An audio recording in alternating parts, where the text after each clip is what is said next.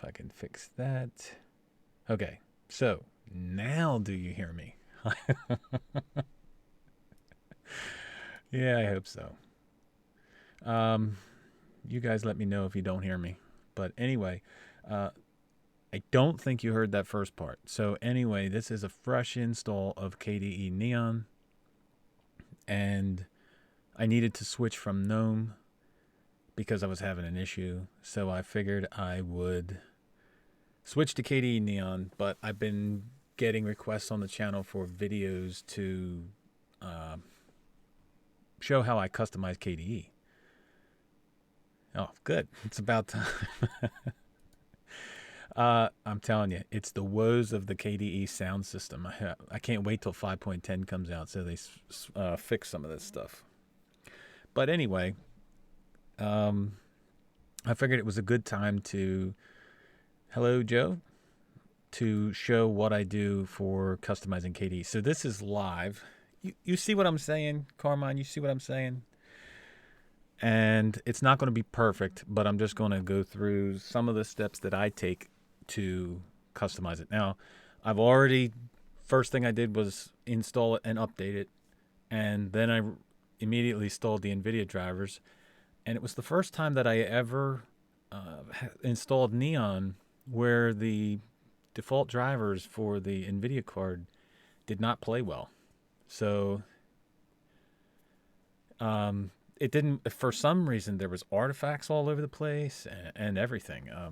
I mean, I couldn't even copy and paste a command line from, I know you're not supposed to do that, but I couldn't even copy and paste a command line from the browser because it was cutting out the text and everything.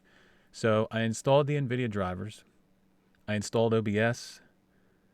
And I think I installed LibreOffice Writer to be able to open my document. Other than that, this is pretty much a bland vanilla KDE Neon install. And this is on my main system too, so I'm hoping that everything gets worked out. 4.8 kernel. Yeah, I did notice that it is the 4.8 kernel. And what something else I noticed, I could have swore they were up to 5.8 on the QT version. Maybe I just mistaken things and looking at things wrong, but I could have swore they were up to 5.8 for the Qt version. But yeah, it is the 4.8 kernel, so it's not 4.10, but it is the latest Plasma and the framework, so that's a good thing.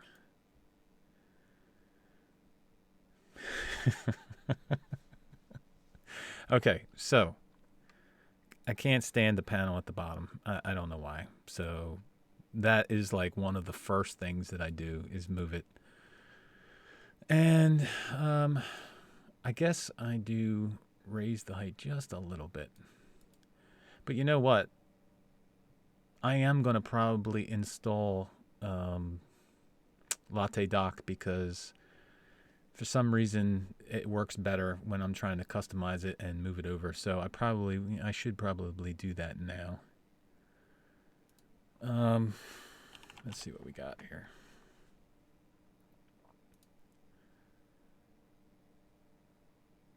Nice. KDE test results at 10. So what did you run, Carmine? What did you install? Neon?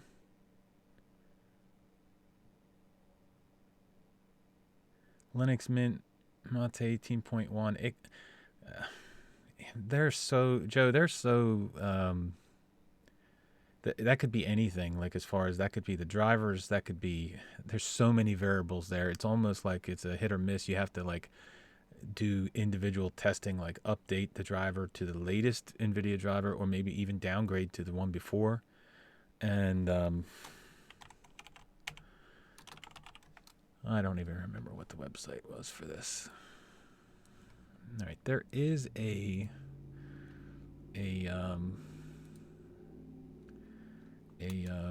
certain way to install it, and I can't remember how to install it, so I'm just going to go here and find out where it is.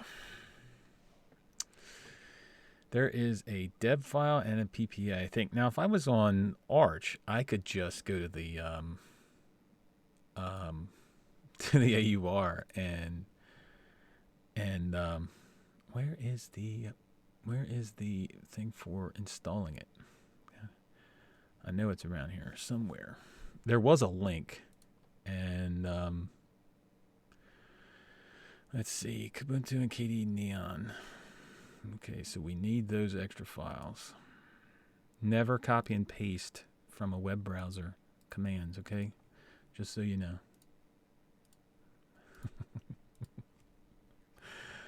That's a lot of stuff. Okay. Oh my gosh.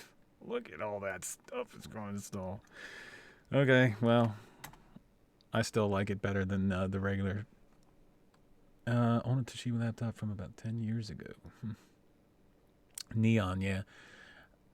Neon is pretty good, actually. I guess it depends on where you are in the point releases, whether it's pretty good or not. If you're, 0.5, then you're pretty good. If you're at 0.1 or 2, then it's not so good. Okay, I guess we need to download it anyway. So we're going to download it. I thought there was a PPA, and I could have swore there was a PPA, actually, but oh well. Okay.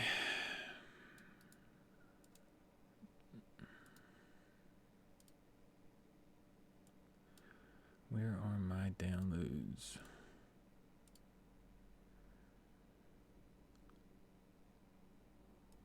These are my downloads from from my other install, so there's stuff in here I didn't even use. But I never want to get rid of it because I'm always afraid that I might lose something. And I'm so mad at KDE for taking out the open as root. So mad at them.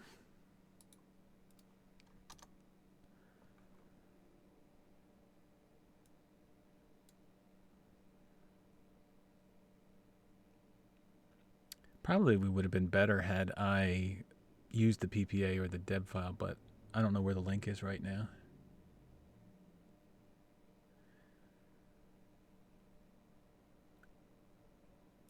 Okay, so while that's doing that, one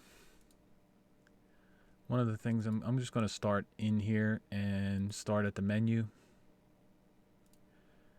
And if I keep this launcher on, which this is not my favorite launcher, and I honestly don't know which menu I'm going to use, but if I keep this on, I might as well customize it now. So, icons, and I'm going to put this over here, and that's why KDE is awesome. You can just get the previews for all your icons. So what do we want for a start menu icon? Kind of tired of the normal icons that are going to be there. And this might take a little bit to cache all the icons that I have, but I want something like a little bit different. How about a Windows logo? Good. One thing that drives me nuts about KDE, and I will say this, that it jumps so far for the scrolling. When I scroll, it jumps 2 lines where it should be. You never get to see the full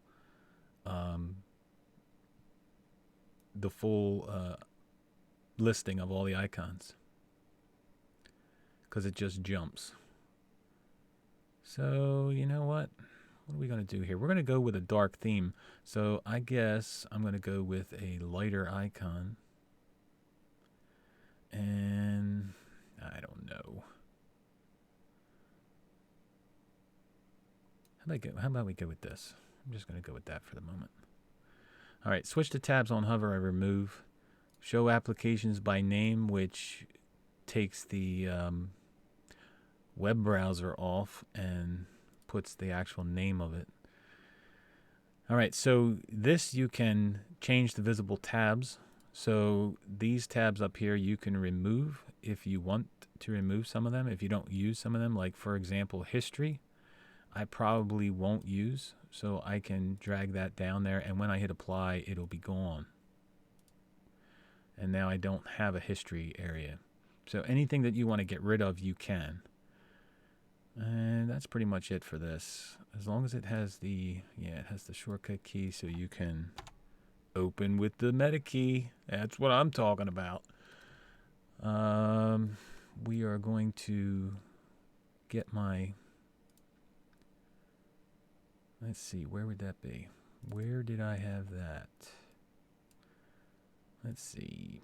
Okay, and this is the other thing I'm going to do here as well. I'm going to put some of these over here. For whatever reason, most browser, like file managers and stuff, have these listed already, but for some reason KDE doesn't add them, so you have to manually add the ones you want.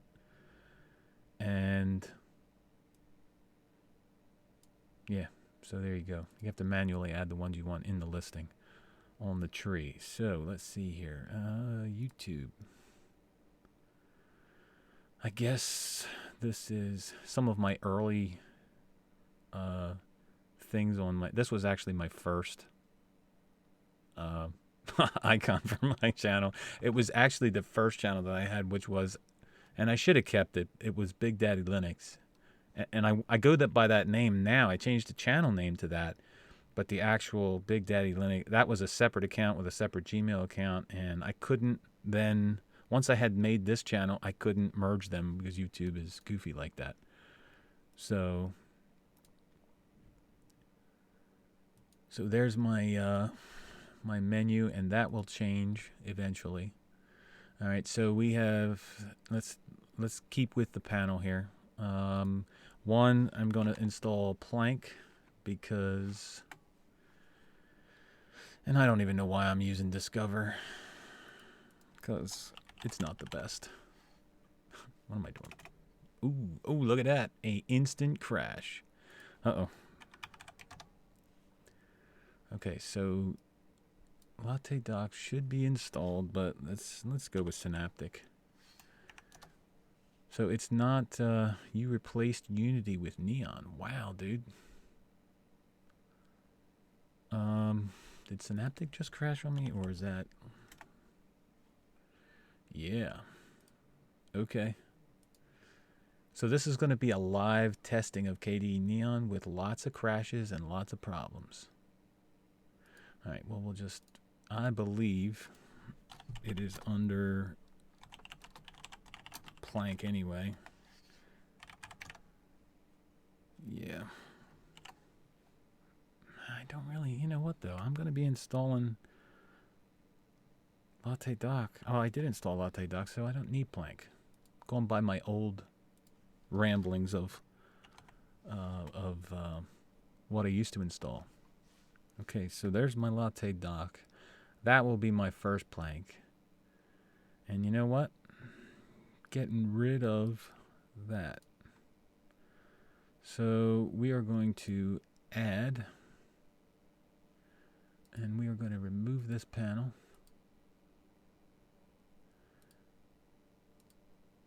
And we're going to put this panel at the top. Yep, and that's what we're going to do. And we're actually going to justify it, and we're going to add widgets to it. So our appearance, applet size, it's a little bit too big for up top. And animation size, we'll do that later. Show glow around window points, different color minimize, reverse position of the dots, no. Preview windows on hovering, yeah. Okay. What is the advanced tab? Ooh, this is all new to me. I haven't used Latte dock for a while, so this is advanced. What's in the advanced that I show indicator for audio streams? A couple things are in the advanced. It doesn't have a graphics driver, but it's very easily fixed for that. Let's see here. What are we going to go with a menu? What the heck is the global menu? Oh, that's the global menu for the file manager. Okay. So they don't have the dashboard? Where's that? Am I losing it? Oh, there they do. But I can't do the dashboard because it may cause some screen tearing, and I don't want to go through that. So, I'm going to go with the little application menu here. That seems to be the fastest one out there. All right, so I don't really want them up there, so I am going to remove that plasmoid from up there. And I am going to add more widgets to it. And let's see, digital clock, but I'm going to... Did that actually add it? No, it didn't. Of course it didn't. Why would it have added it? Because I want it to be added. All right, so we are going to...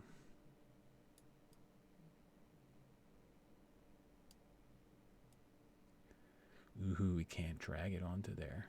We can drag it up. No, we can't. Okay. You know how this goes. I'm going to drag it over here so at least, because Latte Doc's a little bit, not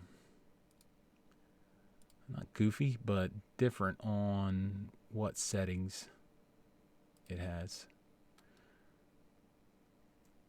And, okay, so we got our clock. We need a system tray. And I'm going to put this over here, and I'm actually going to get rid of this analog clock because I don't need that. No idea why the icons are black right at the moment because they should be white, but maybe it's the theme that I have it on. This is going to be always visible, and that's going to be on Justify. All right. Panel. This is so hard to see. Oh my gosh. Well, you know what? If I go through this, the video might be like 15 hours long. So I'm going to just, for the video purposes, I'm going to add the default panel back. And I'll customize Latte Doc later. Because, like I said, otherwise it might be really long. All right, so we're going to go to alternatives for this and get rid of this and go to the application. You know what? Leave that on. But I am going to start Latte Doc and use it as a plank at the bottom. And we will just remove this and leave this at the bottom. So that will be our open applications. And I'm going to get rid of the this thing here because I'm not a big fan of the task manager. All right, so when you get rid of that, everything slides over because the task manager auto pushes everything over. So I got to add a spacer, and I'm going to put the spacer over here, which will push everything back. But that's not where I want the clock. I want to get rid of the pager, and I'm going to move the clock over so it's on the other side of the system tray, and I'm going to add another spacer, and I'm going to put that in the middle. This is the only way to get KDE Neon or the regular panel to where you want it. So this one has to be, if you right click on it, it has to be, you have to uncheck the set flexible size so that you can drag this over here so that the clock appears. This one has to be on flexible because this will change, but nothing is over here, so this won't change. And the only drawback to this is you got to get it exactly in the window, and it's not like you just drag it to them here and then it puts it perfect. You have to get it exact, and it's never, You just got to play around with it for a couple minutes and get it kind of as close. That's about as close as it's going to get to having the clock in the middle. And that's a retarded way to have, to do that, to get the clock in the middle. Latte dock has the justify option. You can put it right there, and you just drop it. And that's what KDE should have. All right, so going over to the system tray, I'm going to right click and go into system tray settings. And that's over here because KDE always puts it on the second monitor. And I'm going to take off what I don't want and put on what I do want. So application status, yeah, communications, hardware control, Bluetooth, I do not want. The clipboard, we'll leave it on there anyway. Printers I don't want because I don't have. All right, so now I go into the entries and I basically hide everything that I don't want to see. All right, so audio volume I do want to see. Clipboard I don't. Device notifier I leave on auto, KDE Connect auto, notifications auto, updates auto. Battery and brightness I hide because I don't need to see that. Networks I hide. And private internet access is something I show so that I have limited things up here. I don't like a ton of stuff up at the top. The only other thing I do is you can lock the widgets, which it actually takes this over, but then your clock goes over too. So that's up to you whether or not you want to lock the widgets or not. But I should probably that's going to drive me nuts.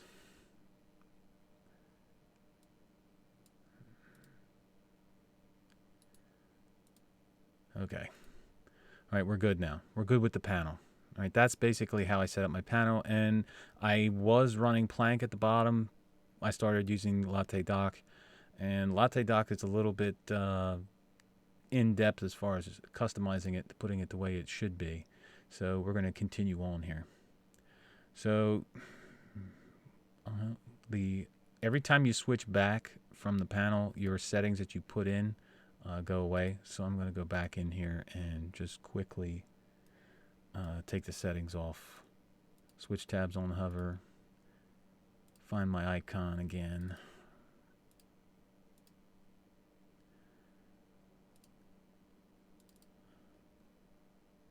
You know what? I'm going to get a different icon. We're just going to go with something cool. Something not cool. We're just going to go with that. Just because.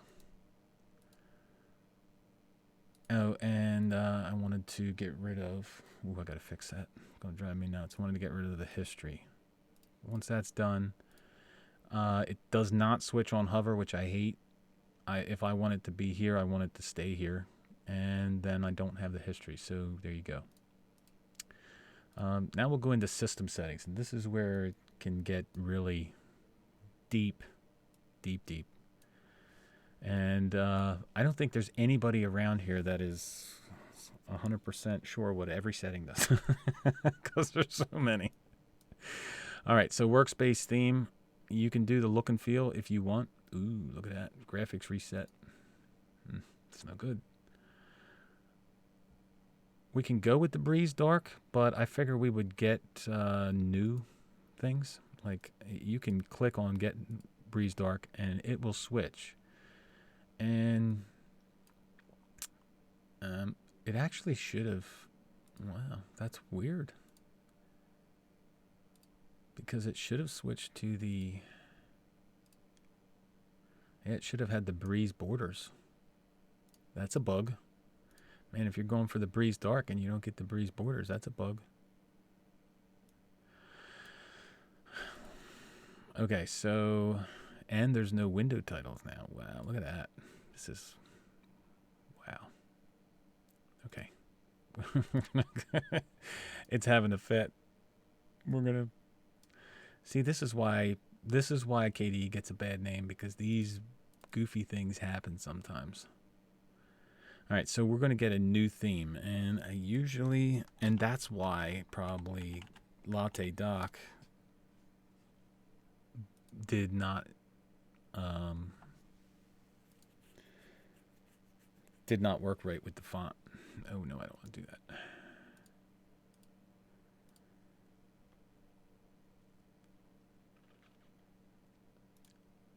So there's my diamond. And now, this is transparent. But when you use Latte Dock with this theme, it becomes completely transparent. And that's only after you restart KDE. So I'm not obviously not going to restart right now. But that's only for whatever reason. I don't know why you would have to restart KDE for that to happen, but it does. All right, the splash screen. I don't know why it's not set to breeze, but I always set it on breeze. So, new color scheme. There's a couple that I like actually, and I know you guys may not like, but ooh, that's not in there. Wow. This one's not bad. And the elementary Luna colors is not bad, but that is also a light theme. This one here, elementary Luna colors, is pretty good, but that again, that's a light theme, so it depends on what you're going for actually, or what you're in the mood for. But K10 should be in there. I don't know why it's not.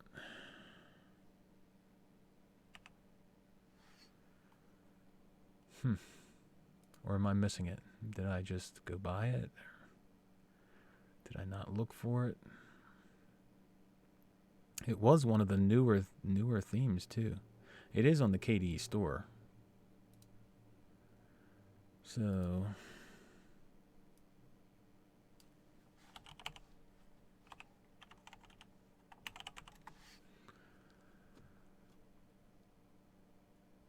it was anyway, I should say. I don't know if it is now. But I think it was all one file. Ooh. Maybe I'm not remembering it right. No. I gotta have it in my, I have it in my folders.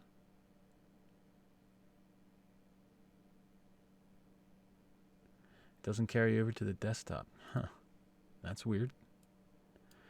I gotta have that in my folders.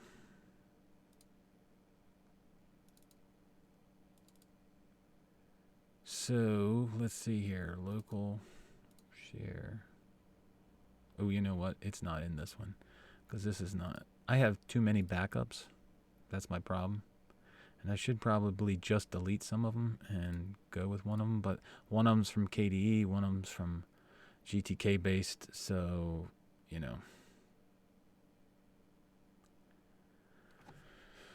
Oh, let's see here. Color schemes. Light blue, advanced elementary art. Here it is. Yeah, K10 it should be. So if we copy that over into our home directory, local share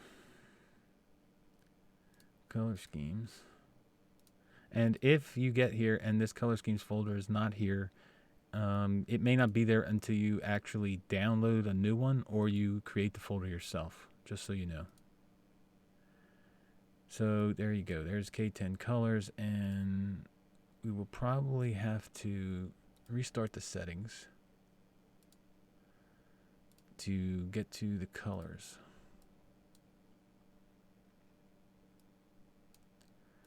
Yeah. Now, it depends on what you're looking for. It is a light theme and a bright theme, but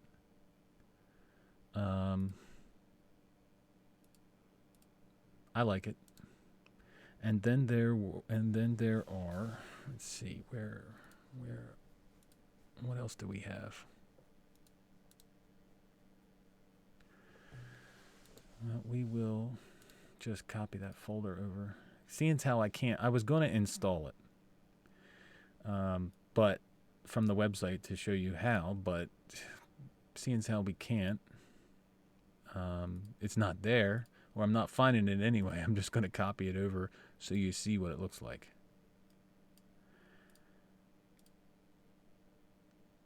And these are some of the ones that I have had in the past installed.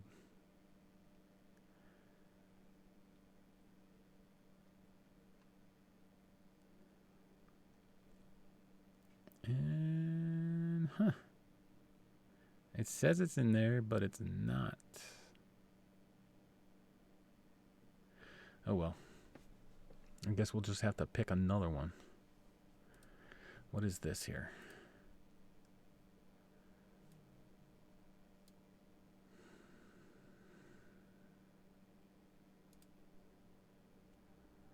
Breeze OSX. I wonder if that has a color scheme that goes with it.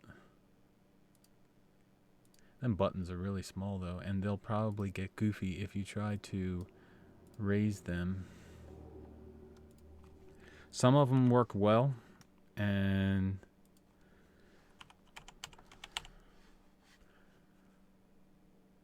Breeze red. Well, how about we narrow it down? Maya transparent. I've installed it, but I was never a big fan of Maya transparent for whatever reason. It just didn't work for me. I know. I think is that like from Manjaro?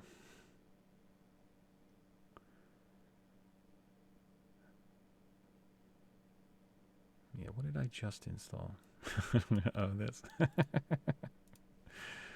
See, this stuff drives me nuts. See, this is where you almost have to, with KDE, you have to just pick a good theme, like the Breeze Dark theme, and run with it, because this little stuff here with theme, when you try to mix and match, that's one of the reasons why I went to Gnome for a while, because this stuff was driving me nuts.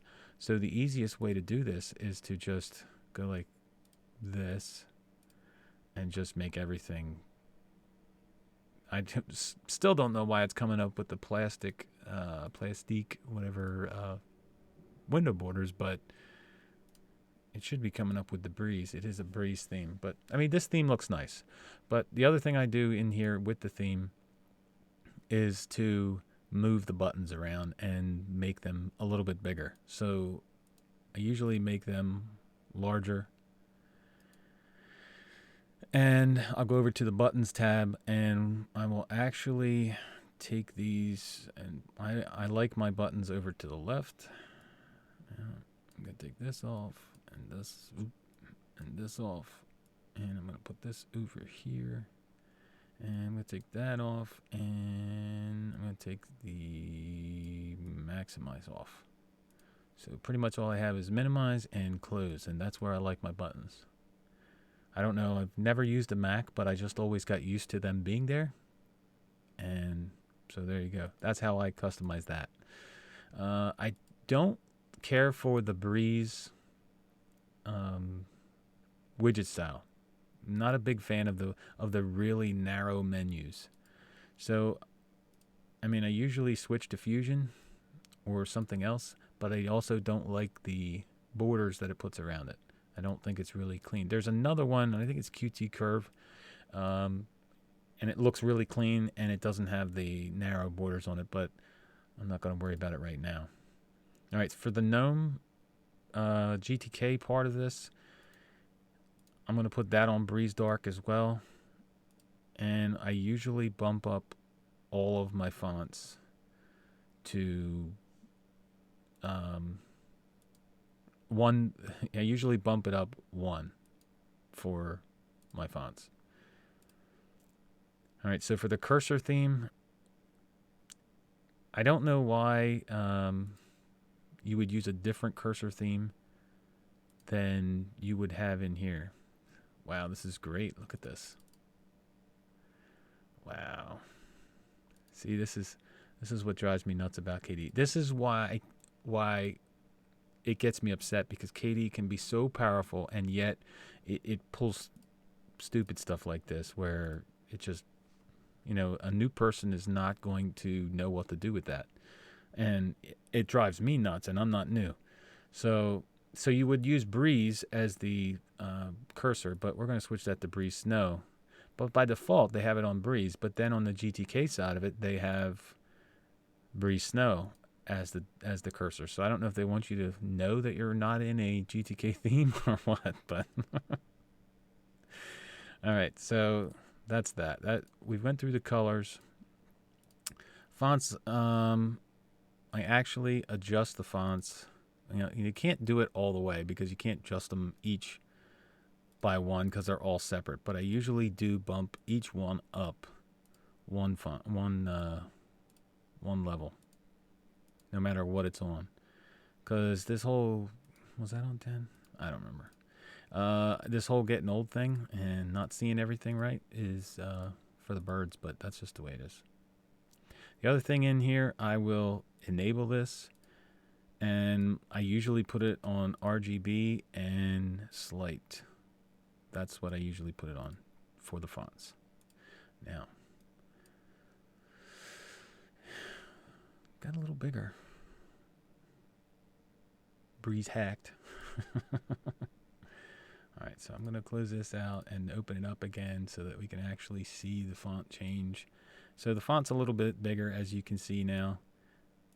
It may be a little bit too big, I don't know. But as far as icons are concerned, there's a couple different icons that I like. The Plasma or the Breeze icons are okay, but I usually install other ones that are in here, like this one is a good one. And there's two separate ones in there. You got to pick the one you want because they both have different icons for the actual system tray. So some of them are like symbolic icons, and the other set isn't. And I don't know if Obsidian is in here or not, but Obsidian is another, Obsidian is another good icon theme, and so is Le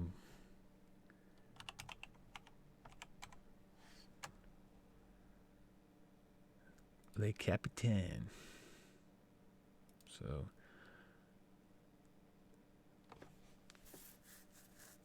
well, Vegan, I am on the Nvidia drivers, so I don't know why those glitches are here. It may be the version, of the Nvidia driver that I'm using, but it is couldn't install the Obsidian icon theme. Okay, so we'll settle for one of the other ones. We'll settle for, no, we're not going to settle for that.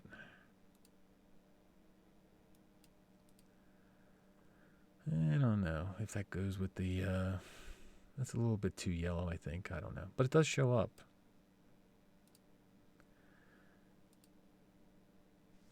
I do make this bigger.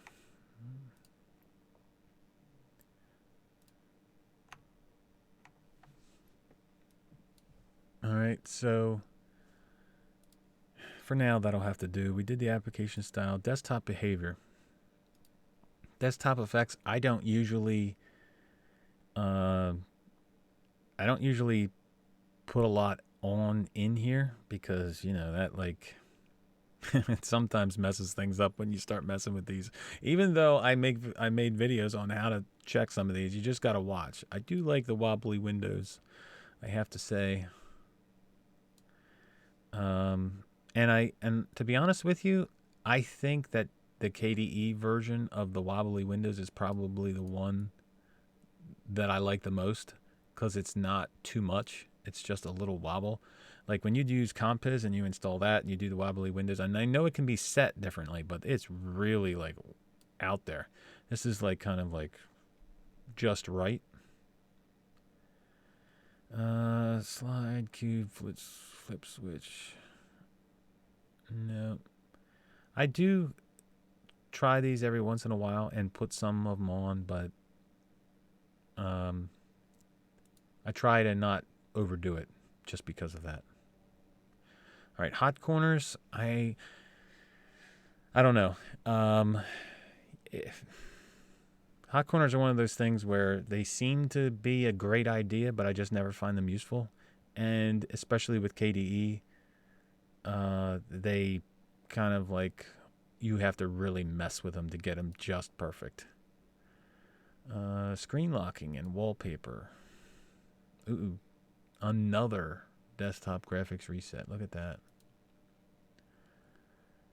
So let's see, for the screen locker image, I'm going to get my own wallpaper. So let's see here, wallpaper. And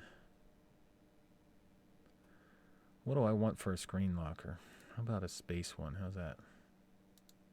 No. How about a car one? Car one works great. But you got to have the right one because it has to look right alongside of the login window. So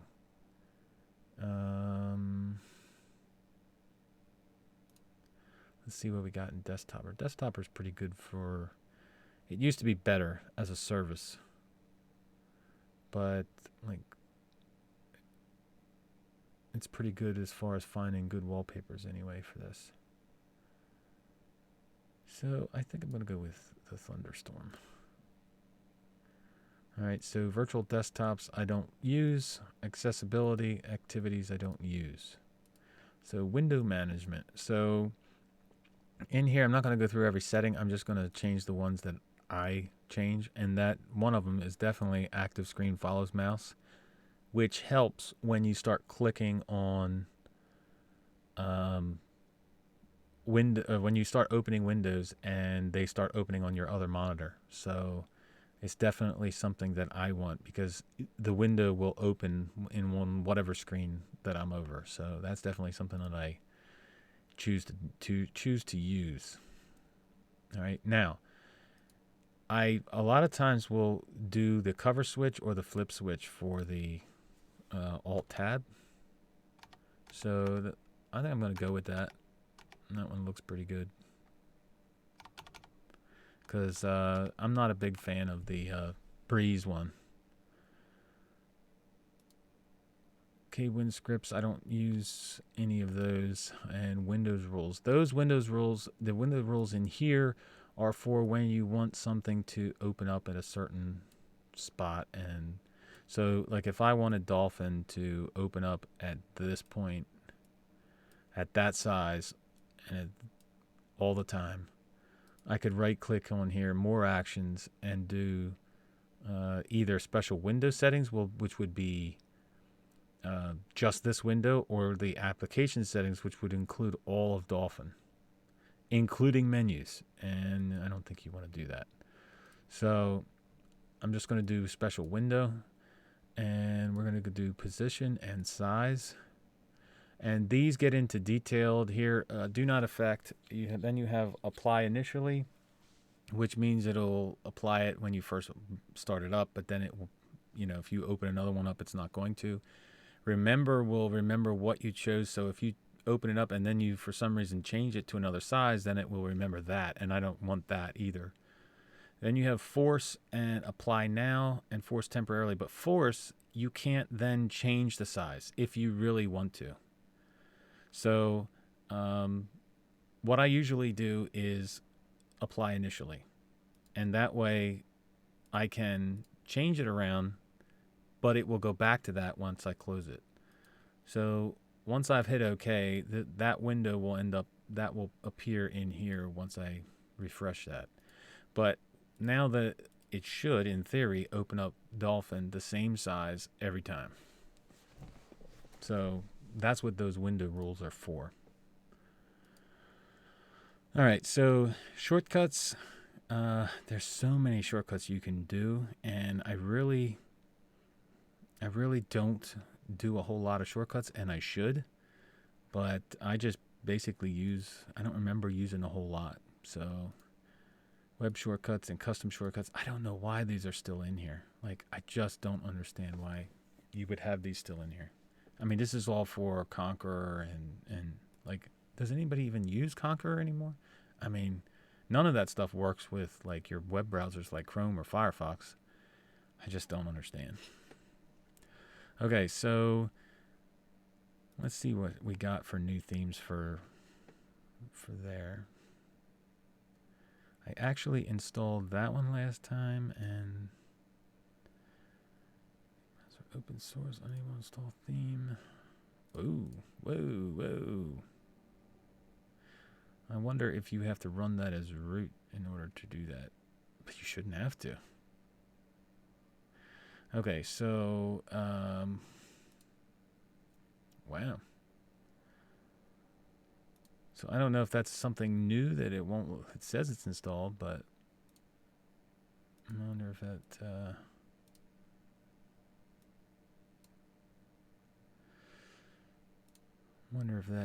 you know, it's not definitely not installed. You probably have to install it manually. It shows it being installed, but it's not. So that's something that you'll have to drop into the SSDM folders.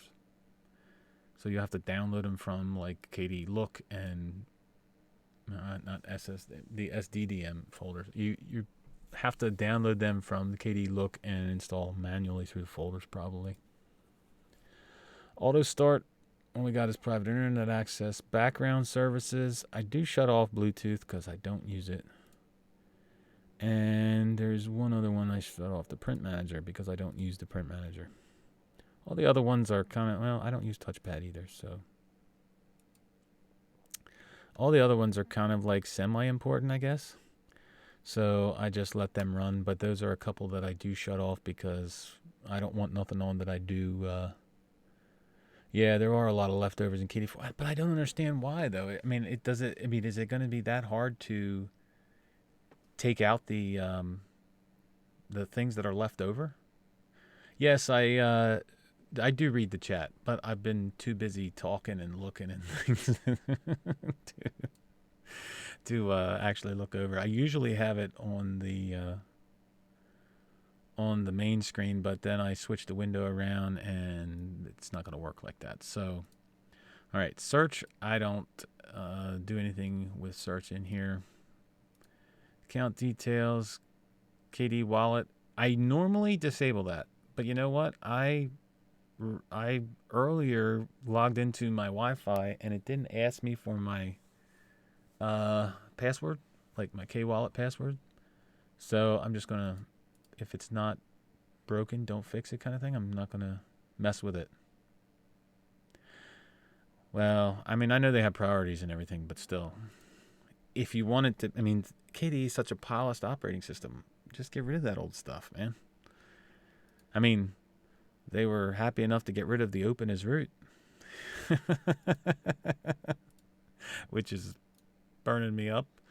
But okay, here is where you can enable sounds for different things, for log on and everything else. So like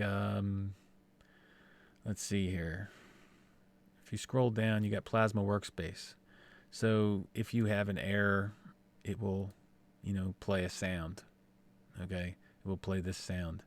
If when you log on, you can tell it to play a sound. That's up to you guys if you like that or not. I don't really need it to tell me that I'm going to log on, so I leave them go. Applications.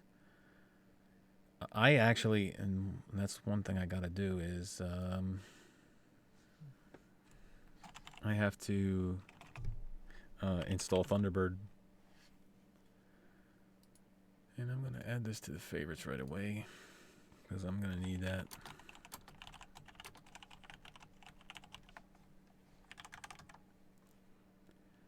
That's one thing I do got to do, install Thunderbird. Dolphin is the file manager, terminal emulator. I do install Tilde, actually. Sometimes it depends on which install it is. I'll install Tilde or I'll install the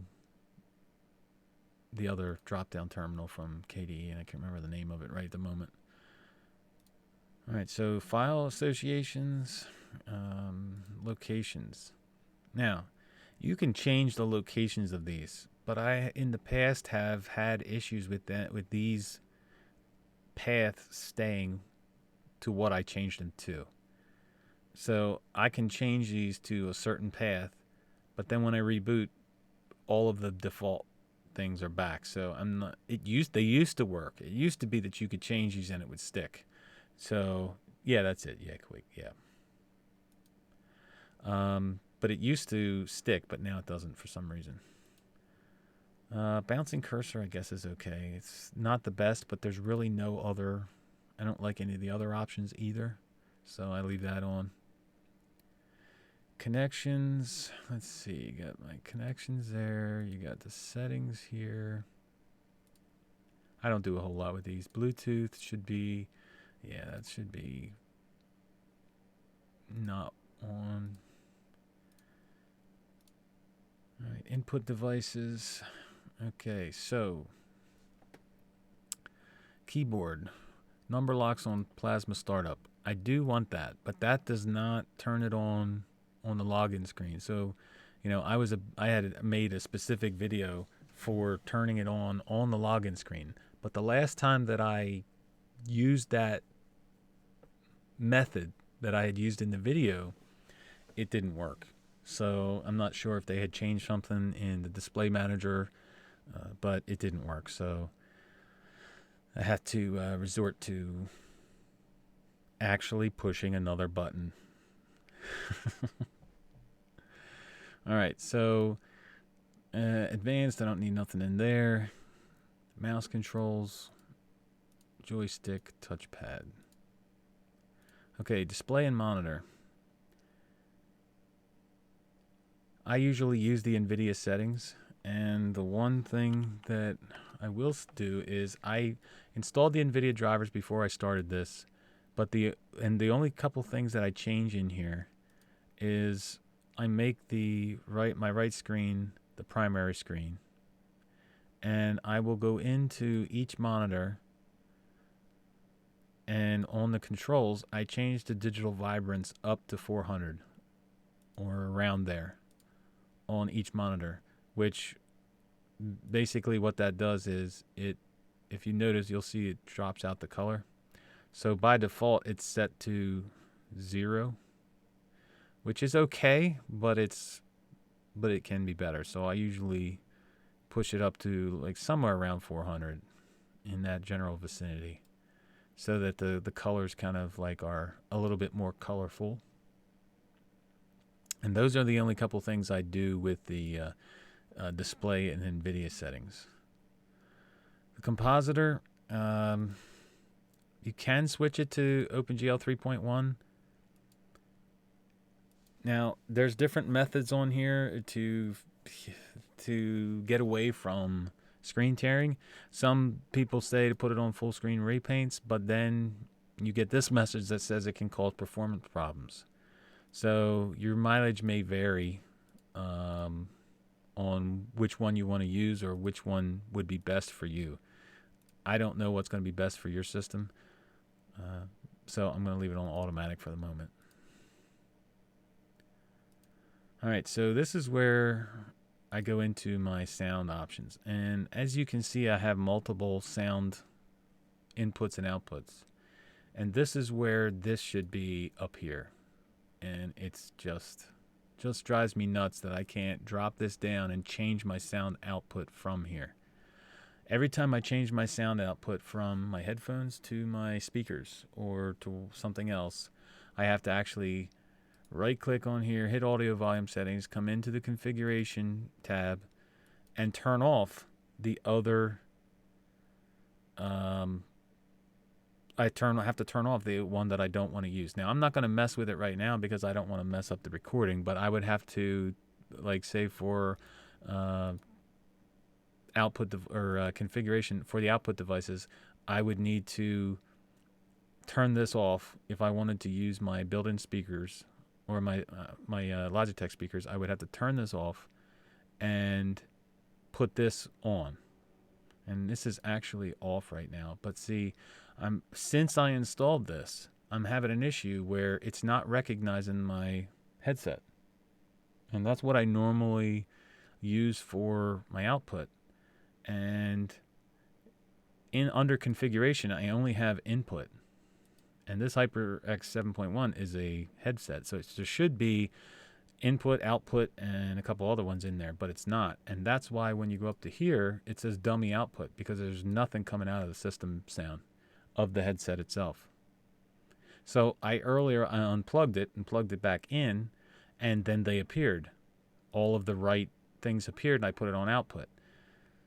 And then I rebooted, and it's back to not showing all of the outputs. So I don't know what's going on with that. I don't know if it's a bug or what, but they really got to work on the sound and video or sound settings so that you can just come up here and switch your output.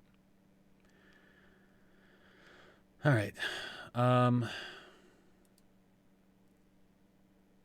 Let's see here. Power management. I don't do a whole lot with power management. I will suspend the session. I think it's. I usually do an hour. Other than that, there isn't much I do with power settings. KDE Connect, I haven't done. That's like one of the best things that you can use for your phone, but I haven't done it yet, and I'm not going to do that on the live show. So, let's see here. Removable devices. All right, so that's pretty much the settings I do. And we're going to, you know what? I already downloaded a wallpaper, but I will usually go to Google and search for an image to download. And so with KDE, you can just, okay, so first, you got to unlock the widgets in order to do that.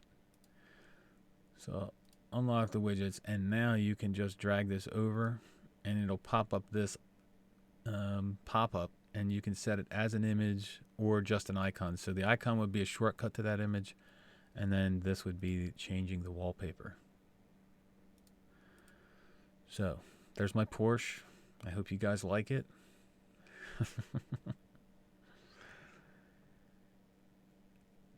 Well, I don't usually have a problem in sound Pulse Audio except for in KDE. I mean, Pulse Audio works fine for me in most any other desktop environment. KDE, not so much. So, I don't know. Okay, so there's your desktop.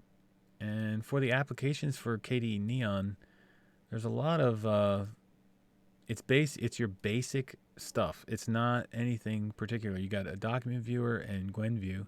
So there's no GIMP. There's no nothing. As a matter of fact, let me get my terminal open and start installing some of this stuff, because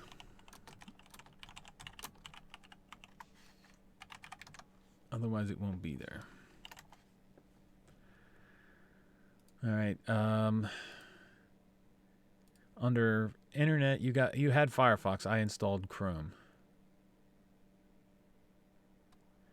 And I just installed Thunderbird, although I don't know why that icon's like that. It should know that icon. All right, multimedia. I installed OBS, so I am going to actually install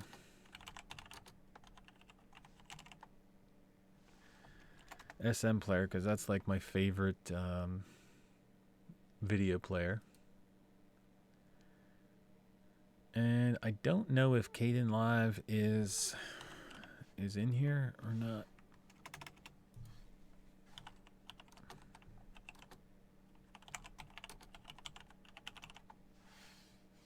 Yeah, it is.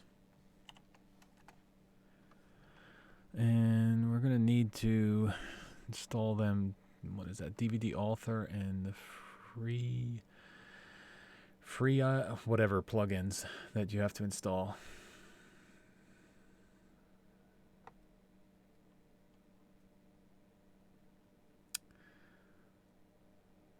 So we're just going to copy these because we're going to want them. Oh, that's already installing them. I thought it was under the suggested packages. Okay, so it's already installing them.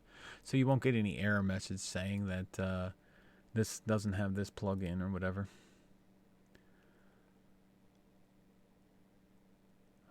Carl, you almost missed the party, dude. Almost. All right, so I did install Synaptic Package Manager because I don't know. Let's take a look at Discover, and it's just not up to par yet. I mean, they're getting there, but it's just not up to par. So right now we're at the home of Discover. Can anybody tell me why we are starting out with Krita, KDE Live, and KDE Development and Dolphin? Are they suggested apps? I don't know why they'd be suggested if I've already installed them. So you go into applications, and there is no rhyme or reason to how they are listed. They're not in alphabetical order. If they're in an order for popularity, I'm not sure, but it doesn't say that. So there's no features or anything to say, hey, this is, they're not in an order of being installed. They're just randomly thrown in here. So you more or less have to search you have to use the search feature. You can't just browse here because it makes absolutely no sense. It hurts my head to look at this. So even when you go into different areas, like I'm in internet now, and it's still not in any specific order whatsoever. And I'm not sure why. So this is why I don't use Discover. Now, the one thing you can do with Discover that you can't do with Synaptic is you can install add-ons from here. And that's always nice. So these are still not in any specific order whatsoever, but they are in here. And you can click on and install any one of them. Now, I don't know if all of them are going to work, but and let's see if there's anything interesting here.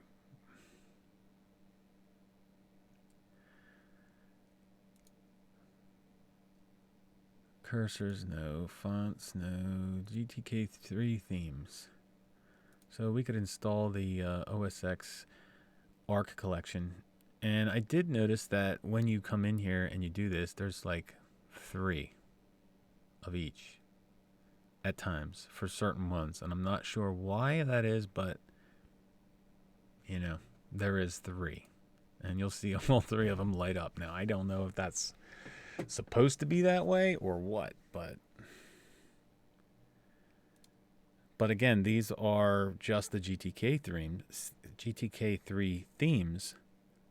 So, like you still have that same issue we were having earlier with trying to match up everything to go with the plasma theme. So again, it's up to you how you want to do it. But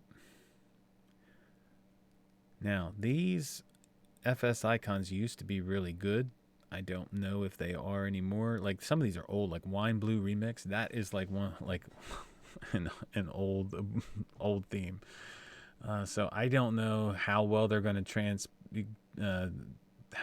do alongside some of the new KDE applications. So,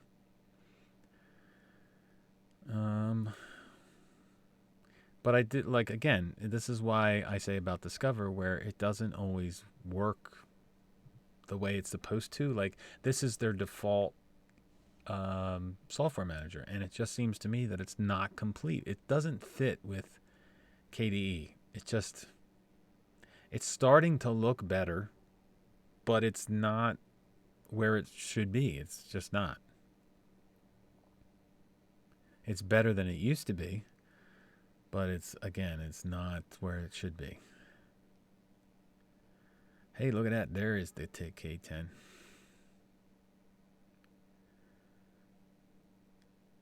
Now, question is, did it actually install? Let's go take a look. Absolutely not. See, this is the theme I was looking for in here, and it's just not here.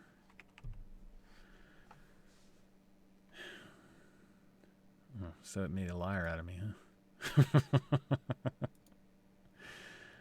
Maybe you have to install it from in here. I don't know. But the colors definitely weren't there. We looked at that, unless I completely missed them. See, but it says it installs, but it's just not there. Don't get it. I just don't get it. Do I prefer GNOME software? It depends, because KDE has specific software that works well. It's like KDE Connect.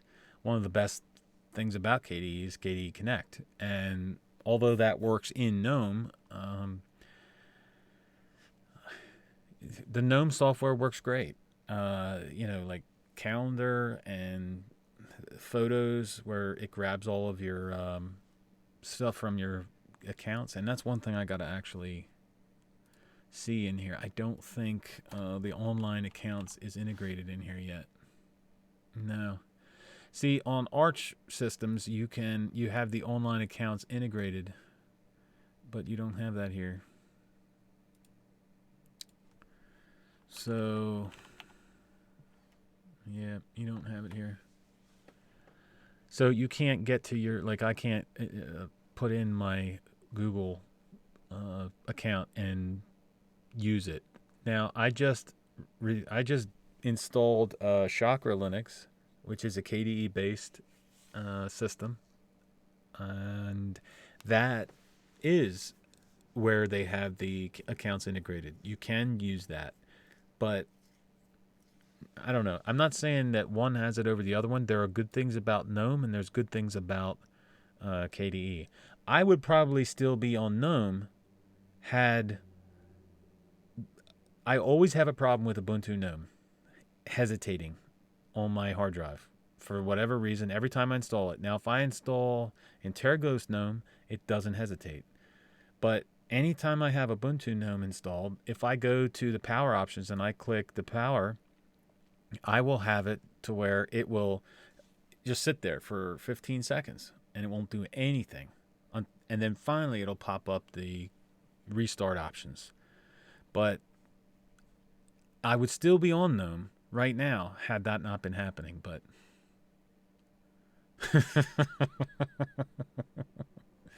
yeah, well, did you see the new theme, or the ideas of themes they're going with Microsoft they just came out with? I can't remember what it's called at the moment, but it looks just like GNOME and Plasma. They're ripping them off. Can I make a video on how to change the icons on Linux Mate 1704? I don't think I have Mate installed anymore. But are you talking downloading icons and installing them, or are you talking about changing icons, like specific icons?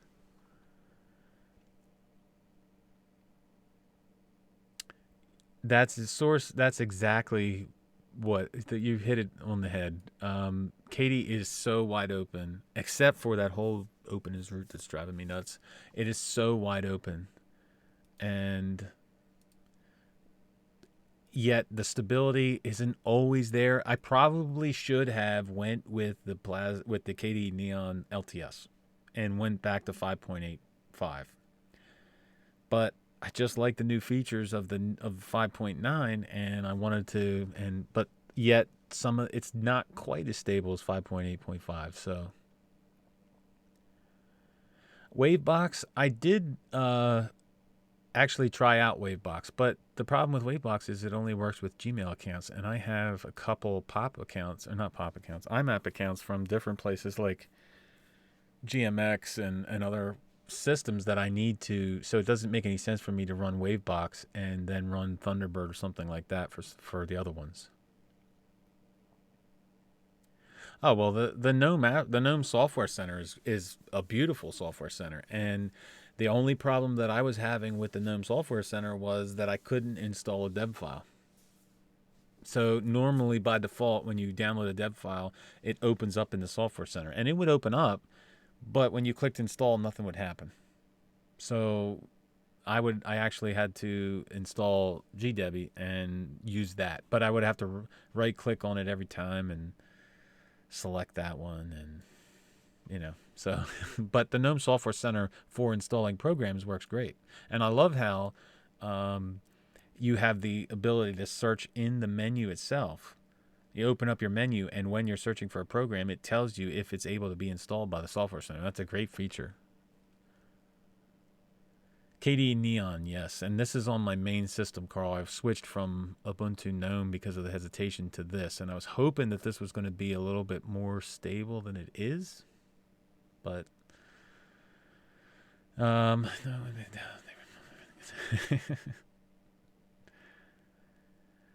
Sudo apt install kcounts integration. So is that, Levi, is that something that's working on Neon, or am I installing this?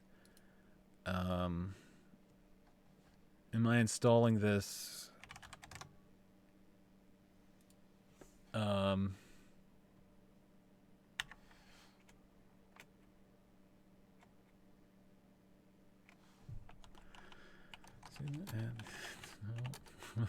What was wrong with that? Am I installing this for nothing? Because there are some things that are not going to be, may not work, or what? Well, let's just try it. Hey, what the heck? What do we got to lose? All right.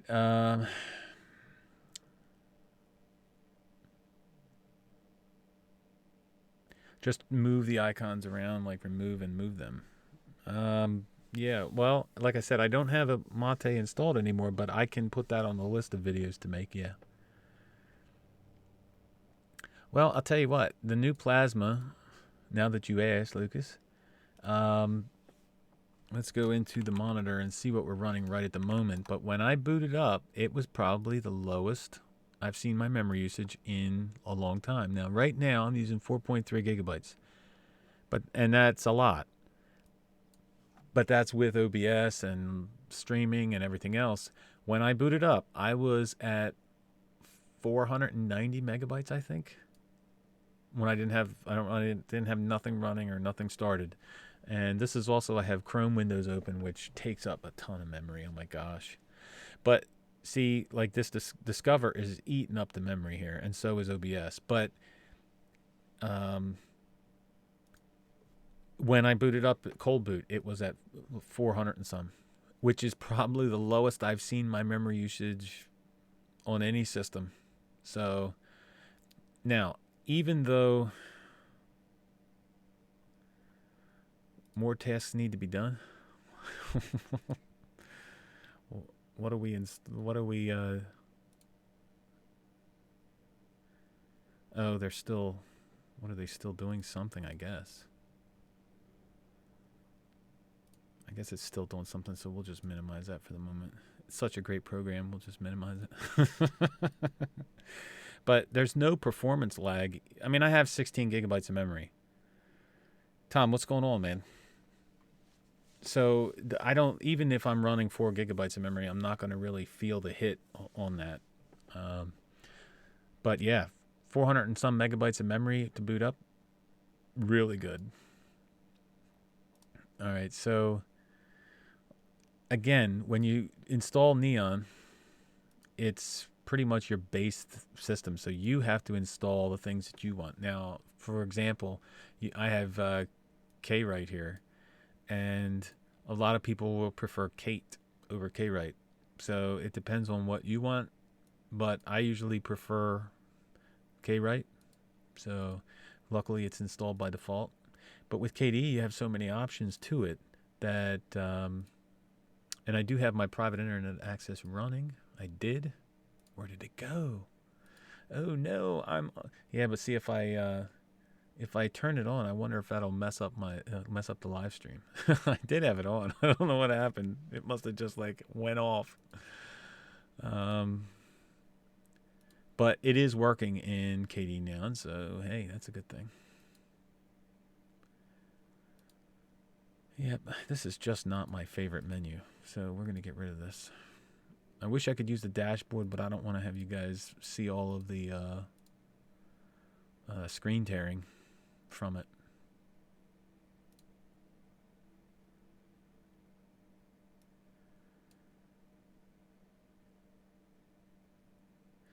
Well, Carl, I hate to say it, but I tried 3 times to get K-Revenge installed, and I was unsuccessful.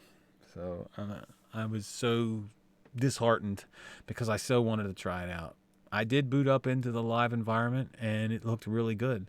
But for some reason, when I go to install it, I put it on a specific drive. Now, maybe if I let it do the automatic partitioning on a drive, maybe it would install fine.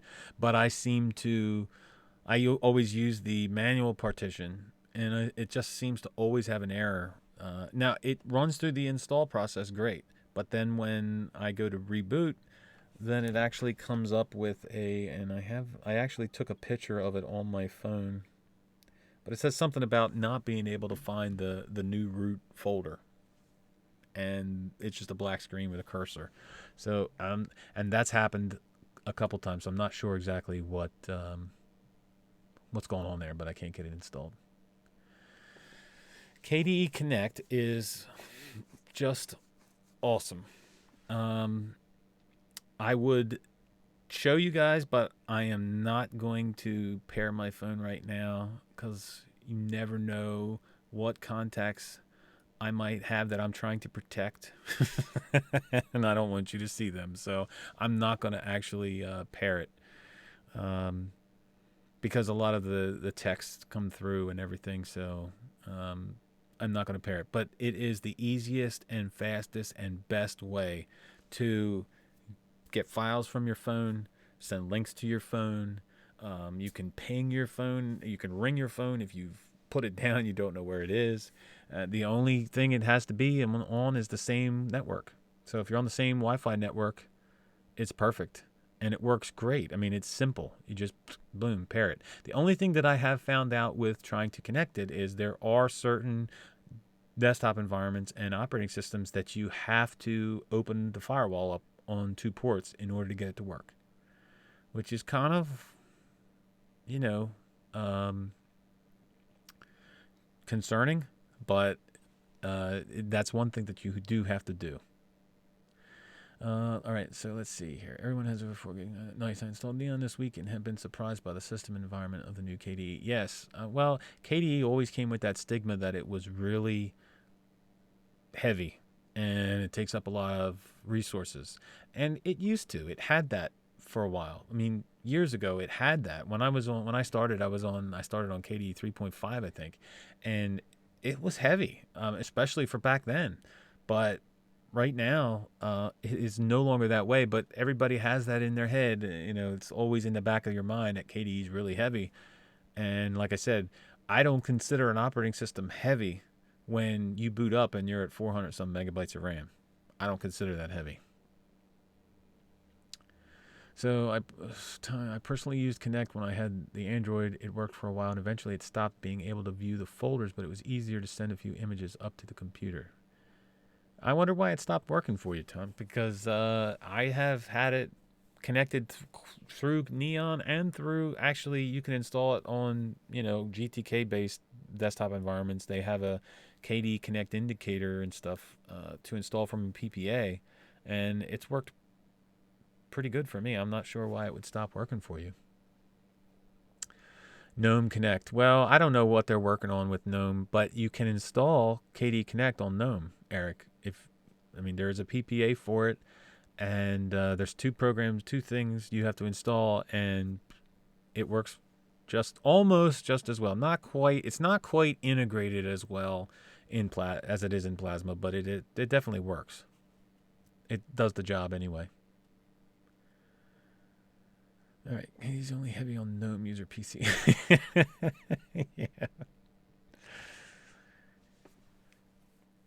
Well, Tom, Mint KDE, I think a lot of the KDE versions are buggy. Even Neon, if you were here earlier, you would have seen me going in here and changing things, and this just having artifacts everywhere. And there's certain things that, it works great, but there's certain bugs in it no matter which distribution you have. Now, the only one that was, I think the almost perfect edition of KDE Plasma was Plasma 5.8, which you can get in the LTS version of Neon, and I probably, like I said, should have installed that on this.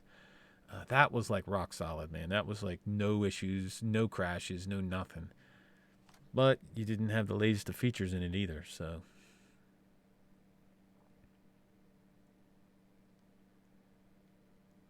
Mint admitted that publicly. Yeah, but I was surprised at KDE, Linux Mint KDE the last time because I did a video on it, and I was expecting it to have all of the Linux Mint features in it. Everything that you come to expect when you install Linux Mint operating system, I was expecting it to have all of those things in it. I was expecting the themes, the icons, the software, and it was almost like installing Neon, where it was kind of bland without a whole lot of software installed.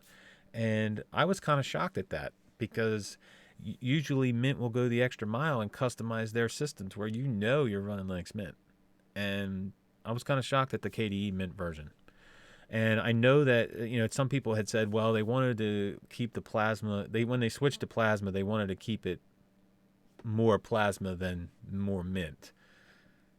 But to me, if I'm down if I want Linux Mint Plasma, I know what I'm getting, and I expect it to be more Linux Mint. If I want a regular vanilla Plasma, I can just go to Neon for that.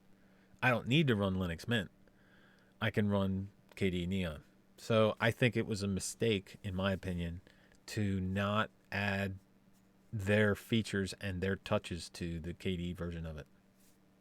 So, and Kubuntu, I don't, I don't know.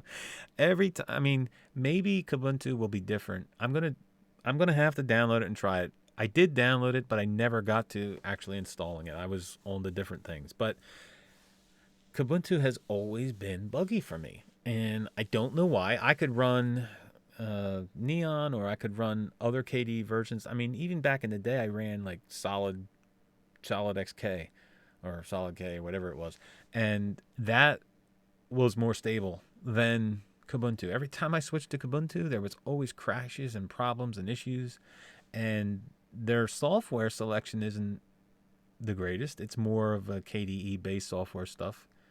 So it just didn't fit for me, and with it crashing, it just wasn't worth using. So, but that partially could be due to the fact that they were always behind.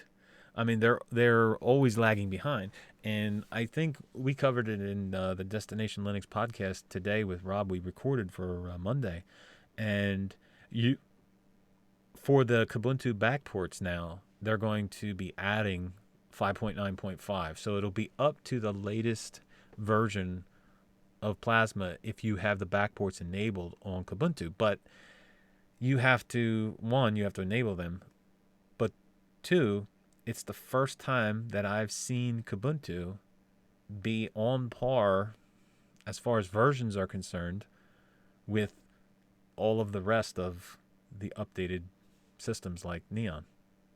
They've always been behind. Whether that's a good or a bad thing, they've always been behind. And look at this. Look, do you see where my mouse is? So it's black cursor, and then it's a white cursor, and you just move it up or down, and it's a mirage. You don't really see that. It's just these are the little things that bug me so much about KDE. That, I mean, I love it and I hate it all at the same time. I mean, I love the fact that it's completely open, but my gosh, can't we get this? I mean, really? Really? I mean, come on. And again, there are so many nice themes out there, and I really am disappointed right now because I had all plans on customizing this to look like I would want it to look, but since we started the video, there's been so many issues with trying to install themes that I don't know. I don't know. I wish it was different. So, like, they have some, like, I love the diamond theme. Okay, makes it transparent. Now, like I said, if you're running Latte doc, like, this is a Latte doc instance down at the bottom. And I'll tell you what. Let me try this again, because when I first did Latte doc before, it was on a black font. So let me add some widgets. Let me do a system tray and see if that's going to work.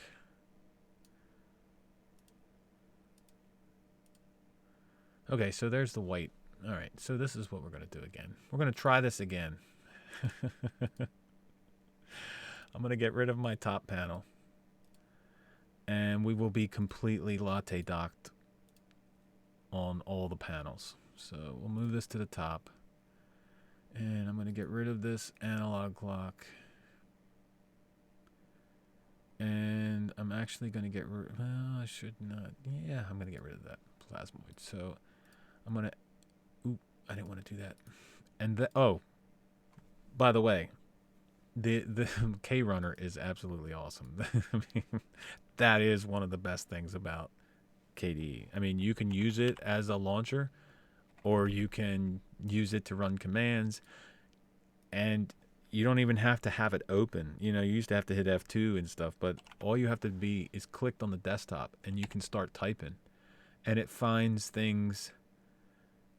It's like a synapse and a menu all in one. So if you don't even really want a menu, as long as you're clicked on the desktop, you can just start typing, and wow, look at that. See, this is what this is what happens when you do a live show with KDE.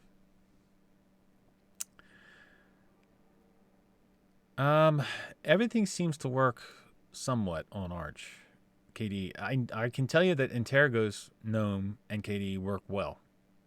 With a few exceptions, they work well. I just don't know if I'm ready to be on Arch completely because of the whole things breaking and stuff. You know, like the other day, or not the other day, the other week, there was an update that people were saying, oh, well, don't update because this will break. You know, they're putting the word out. It's like, I don't want to have to worry about that stuff. So that's why I'm running an Ubuntu based. I don't want to have to worry about something breaking every 5 minutes. All right, so add widgets. Let's see here. We want a clock, and we want a menu too. So I'm going to put the I'm going to put the menu on here. All right, so now we got what we want on here. Now this is what KDE should be right away. So like you right click on the Latte settings and you hit justify, and now I can put the clock in the center, and it just bam. And it just pushes everything over the way it's supposed to be. Now, is that not awesome or what? I don't have to fidget with separators and everything else. We are going to lower this because that's kind of big, huh?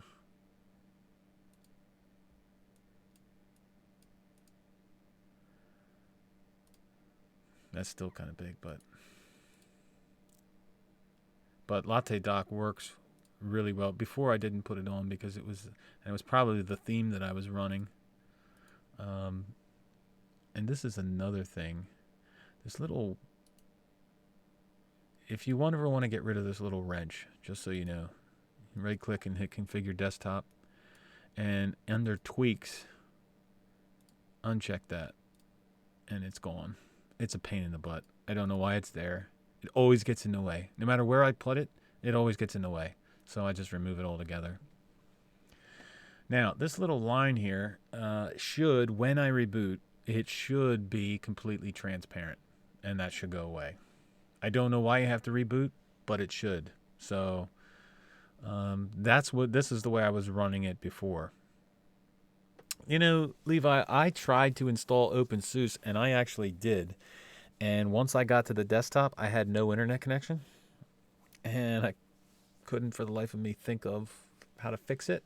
And I didn't have another computer around to search it.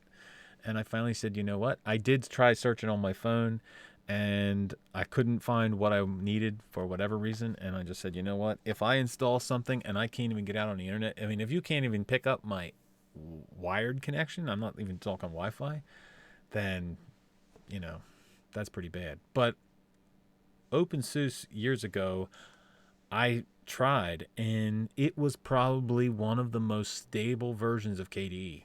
Now, I haven't tried it lately, but they did whatever they did to KDE, their version of it. They really did something good because it was stable, and there weren't a lot of crashes. Um, yes, Eric, you're right. It is kind of like an elementary, but that's the whole paradigm, the whole theme that I usually enjoy using, and this is the way, GNOME is kind of set up, and this is what I prefer. Now, depending, I might put Latte Dock over here on the left, but a lot of times with my dual monitor, it messes everything up. Where if I go and I move my mouse cursor over past to the other monitor, it will actually get hung up on the panel, on the side panel, which I don't know why it should do that, but it does. And the only desktop environment that doesn't do that is GNOME, actually. When I use like whatever Plank or something over there, that's the only one that doesn't get hung up on. But if I just have like a second panel here, like if I put a KDE panel here, it'll get hung up every time. So I just don't. So it depends on if it's going to drive me nuts or not that I put it on. Elementary OS is pretty good as far as their vision. They know what a good looking operating system is, and they achieve that. But running it and working with it every day is not. It's just not for me. Okay, because just down to, when you paste stupid stuff, like you just paste in commands in the terminal and it'll warn you that, maybe you shouldn't be pasting commands in the terminal. Now, I mean, I get what it's there for, and I know that you can even turn it off, but I don't, you know what I mean? Like that kind of thing where they limit you in what you can and can't do on the system, and their desktop environment is different than other ones, so you have to go about things differently. So like when you want to open something as root and you want to try to do something, you have to enable it in a different way than you would on, say, a GTK base like GNOME or something. So it's not that it's bad, it's just different, and they lock you down, so there's not as much documentation floating around to show you, hey, this is how you do this is how you do that. And by the time you get up and running, it's like, I don't know. It doesn't seem to be worth it to me when you can have a desktop like this one that looks just as good and, operates better. OpenSUSE is really stable, although there ain't Spotify on it. No Spotify. That's a deal killer right there. It's just wicked by default on desktops. If you go to Yast and change the network settings to use Network Manager instead, it should work then. I did that, actually, Levi. I did see, like I said, I searched it on my phone, and it used Wicked, and it just was not straightforward in how to switch to the Network Manager. So I did see it in there, and I did click it to switch it to the Network Manager, but it didn't work anyway. And that fix didn't work, and I'm not sure why it didn't work, but I was just, after that, I was frustrated to the point where I'm like, you know what, I'm out. Favorite DE besides KDE? Well, look, right now, I would have to say that, I don't know, dude. Like, I like so many things there's so many good things about all of them that it's hard to choose. Like, for example, KDE is great, but yet it's not quite as stable as something like GNOME. GNOME works well for my workflow. It's more keyboard centric, but I always have issues on Ubuntu GNOME, always. I don't know why, but like it does not like my hard drives or something, and that hesitation just kills me. Then you have, which I just recently, I was having issues with GNOME, so what I did was I actually installed Cinnamon 3.4 on GNOME, and logged into that. And I haven't used Cinnamon in a while, and it was, I had used Linux Mint Cinnamon for a while before, and that was actually, I probably used that for a good 6-8 months, and that's a while for me. But I used that for 6-8 months, and I liked the fact that it had a lot of, you could customize a lot of stuff, and it made it easy to customize. It wasn't like where KDE, where you can get lost in the shuffle in the settings. Like you open up the settings and you just disappear because you got lost. But it was easy to set up and easy to customize. So that's another one that I, kind of lean towards.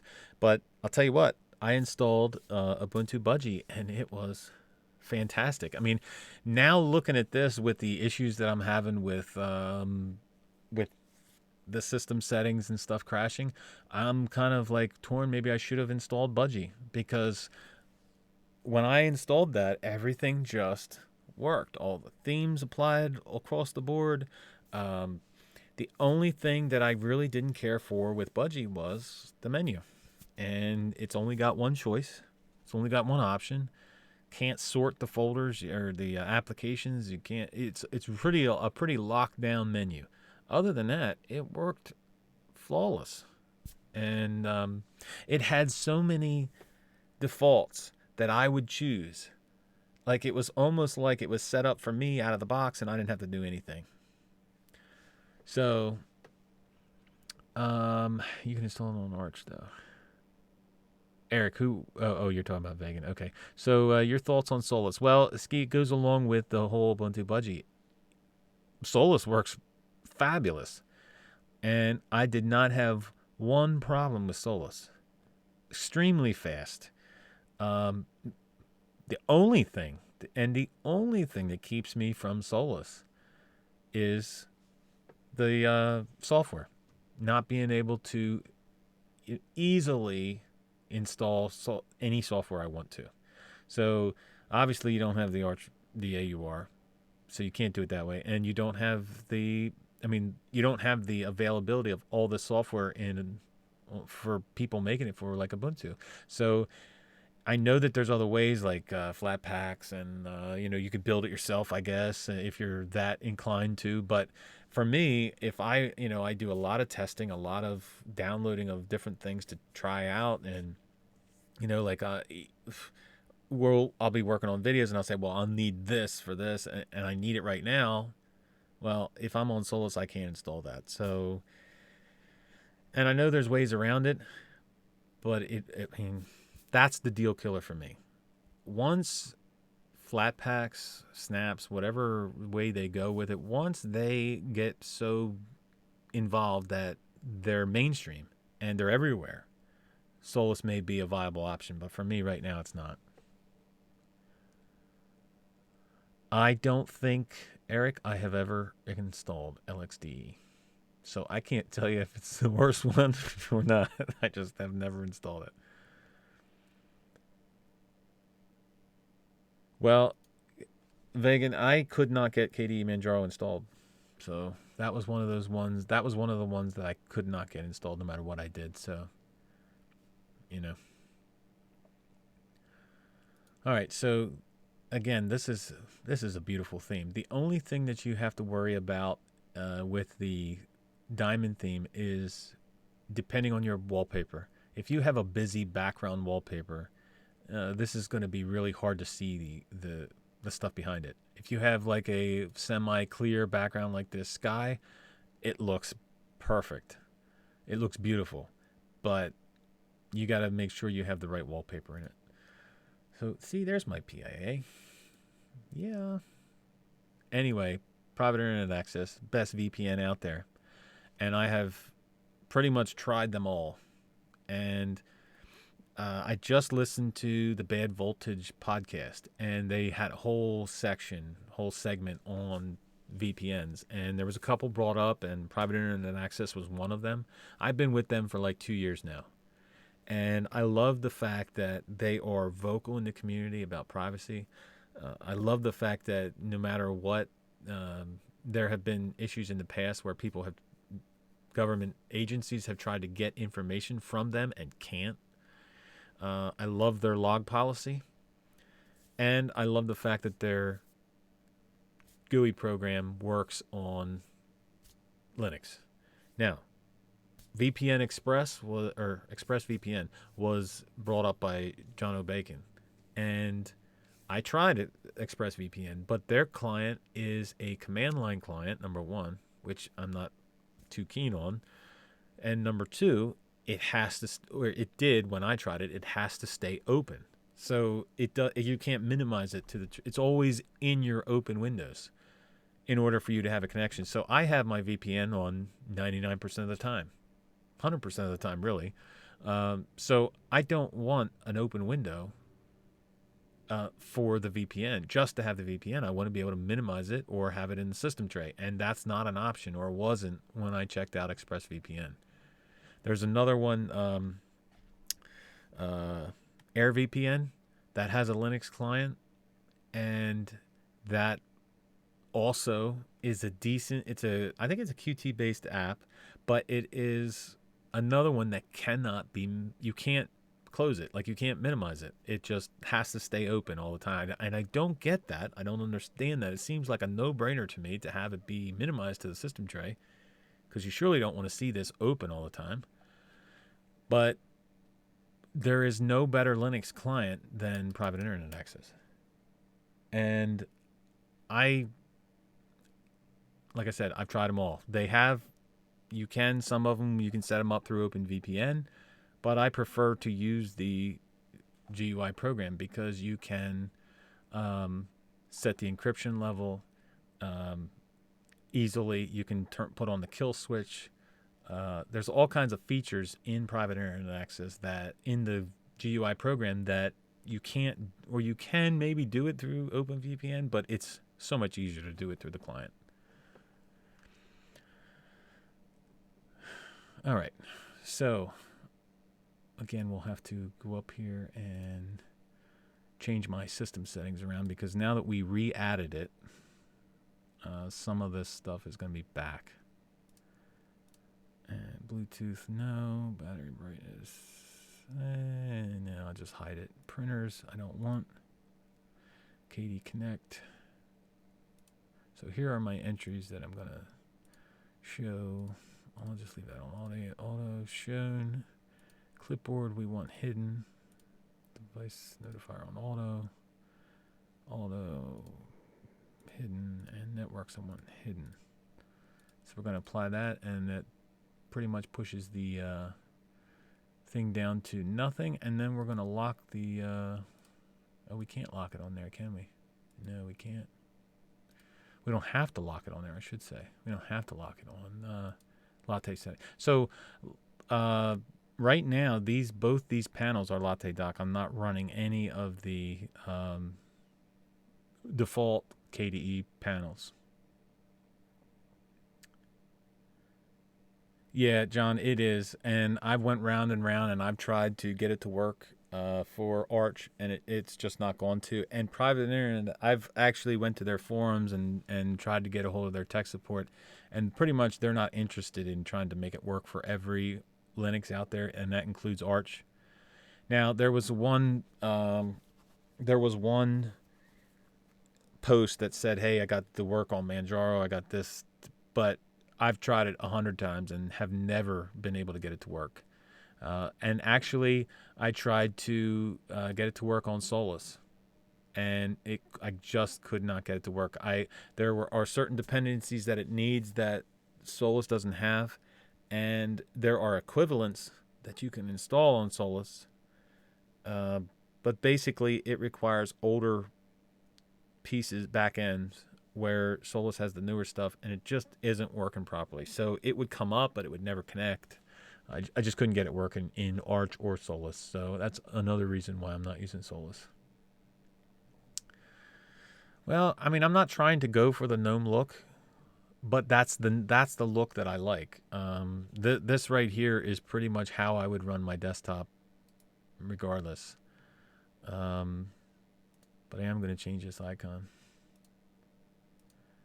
because I really don't care for that. And again, we'll go through the listing of my icons, but you know what? May just have to go with the classic.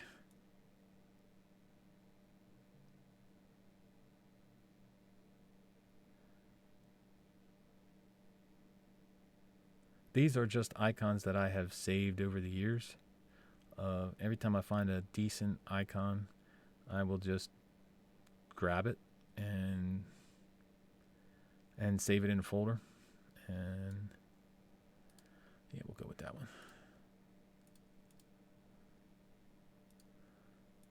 So that goes well with the flow there. But so you can make it any icon you want. You can leave it the system icon, and then when you switch the icon theme, it will switch along with it. So I rather keep it on one and leave it that way. And I'm going to get rid of the clock down here because I don't need that. And now the one thing I will say that about Latte Dock, and according to the guy that, one of the guys that contributes to it or makes it, said that you should add widgets and add items to this to the actual plasmoid rather than aside of it. Because if you add them outside of the plasmoid on the dock, they use more memory and they don't quite act the same. And I think, if I'm not mistaken, they made it default to automatically always add it to that, but you can turn that off if I'm not mistaken.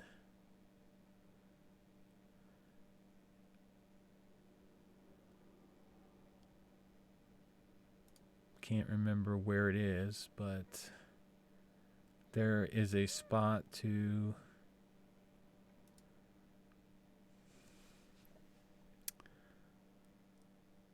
I am going to check that so it auto starts. But there was a spot to add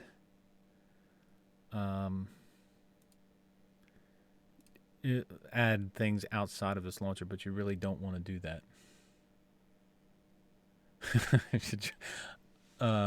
That's the exotic. They're both Latte Dock. I should try Ubuntu in a virtual machine to see how bad LXDE is. Well, I don't really need to see how bad it is, man.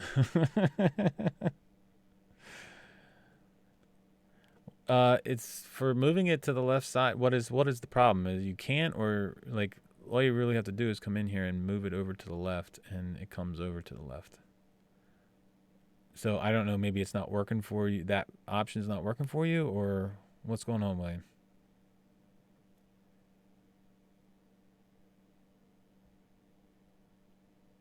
Well, there's actually a script, John, that you can use, and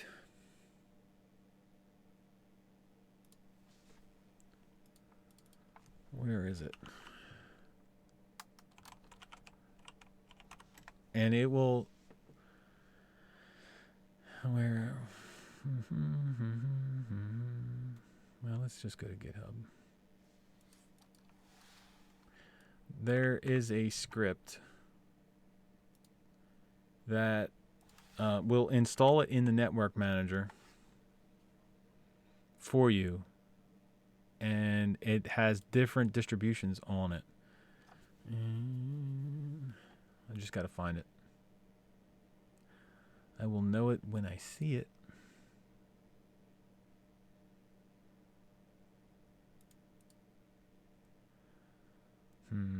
Well, I will find it and I will put a link into it. But there's a script that you can download, and it gives you a script for Ubuntu, Manjaro, and Tergos, and you just basically run the script, and you input your username and your password, and it will make every one of those server files in the VPN manager or in the network manager that you have. So, yeah.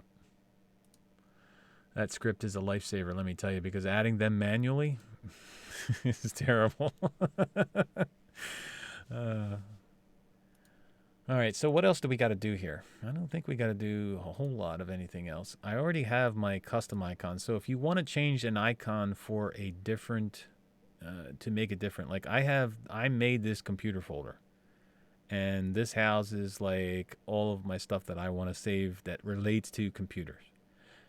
And then I made all of these folders, and like here's my Linux folder. So you can change the specific icon for these folders. So if you right click and hit properties and click on the icon itself, and you can pick any one of these and it will change with the icon theme, or you can pick your own. And I don't remember if I have a plank icon or not.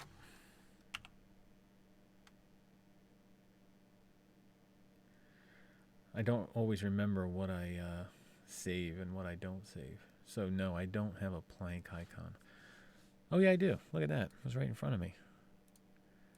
Okay, so there now I'm for this. This is my plank stuff. And like I said, you can change the to whatever you want it to be. So that's how I created my computer folder. And like I said, you have, I don't know why they don't put these in. Oh, that's another thing I want to customize. Dolphin itself. So notice how these icons are not there. And that's because of the icon theme that I'm using. And it's not working well with the white theme. And this is one of the things that you have to go through when you're running KDE is you'll get a theme that you like, and it just you'll have to change it because it'll look good, but then you'll go to something like it'll open up something different that you didn't open, and you'll notice that it doesn't look right, and then you have to switch it. So let's see if this fixes anything. But that doesn't look good. Yeah, see now why it wouldn't look good with that color scheme, and I'm using that icon set too, is beyond me. But I don't really have any good color schemes except for Elementary Luna. But that still doesn't, I'm going to have to change the icon set. Alright, so we'll change the icon set to something to Le Capitaine. Make it look Mac-ish. Alright, let's see here. Now see, you'll know like these icons are just not there. So, and don't know why, but man, I'm gonna move. No, I'm not. I'm just gonna pin this. All right, so now you see the icons up here look way better. So, all right, so what do I got here for us? These kind of, oh, yeah, let's get that.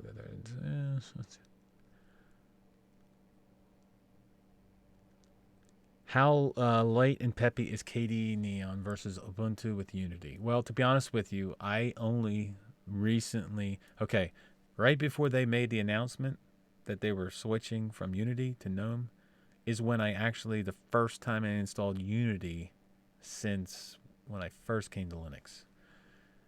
So I don't honestly know how peppy Unity is or was. So I can tell you that we talked earlier that on cold boot I was running 400 and some megabytes. Now right now I'm probably in the gigabytes because of everything that's going on.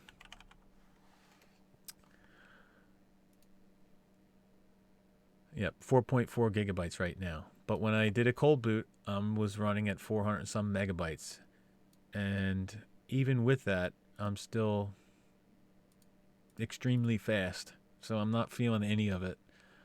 So there you go. So as far as comparing it to that, I don't know. I don't know how to compare it to that because I didn't really use it that much. Yeah, I couldn't get K-Revenge installed. I was so disappointed, William.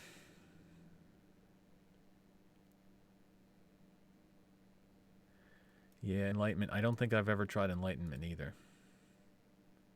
So here, so your icons are Le Capitaine, and that I think I'm gonna. You know what? If we're gonna go with that, I don't know why these aren't showing up, because Capitan has some. They did have icons for that, so I don't know why that is, but let's do window decorations differently here.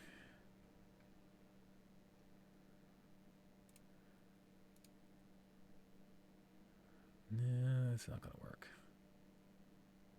I used to like this one, but it's not gonna work with the color. It's too dark. You see, this is where I said this drives me nuts. Where this color, this should be the same, and you just gotta trial and error. Just trial and error. Try different ones, and that's almost there, but it's not quite there. Let's see if we raise them icons up a little bit. Yeah, see, now that's what happens when you raise the icon up a little bit. It kind of goes off border. What if we go with like Plastic, because that usually runs with what colors you have. Yeah, that's looking pretty old there. How about Yosemite? Our last chance. Our last chance for some sanity. Now see, that stays there, so that's good enough. There, we have a Mac-esque looking thing.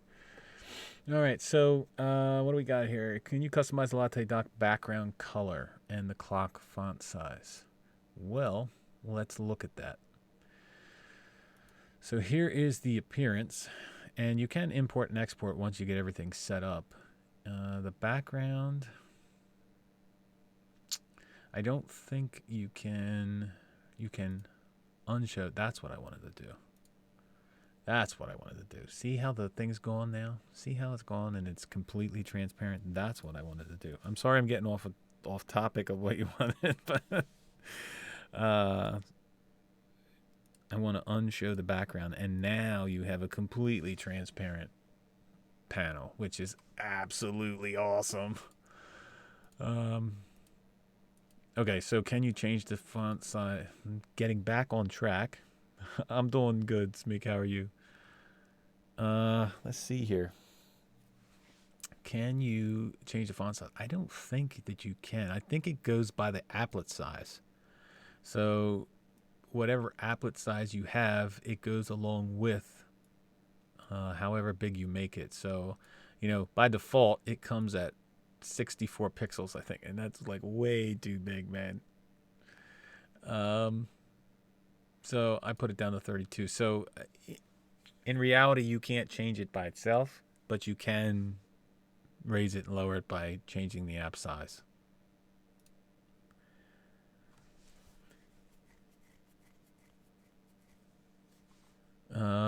Why can't you get it that way, Joa? You don't like. What do you need? What do you need that you need to do it like this? Breeze Might is a good. See, here's the system settings. See, I don't know why the system settings icons are not showing up in this menu, because here is the actual system settings icon. So I'm not sure exactly what's going on there, but Yosemite, Breeze Might just didn't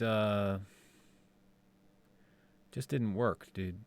It with the color that I have, the color scheme that I have, it was kind of more white. And is there a color scheme to go with? Hi, Fidel. How are you? Wonder if there's a color scheme that goes with. Here we go. Uh-oh. Maybe the KDE back bug is back in 5.9.5. So just hit back and it can't get out. So we'll go out of there. Just drives me nuts that this stuff isn't perfected by now. Every time we do something, every time we update, we get a regress. So I wonder what would go with.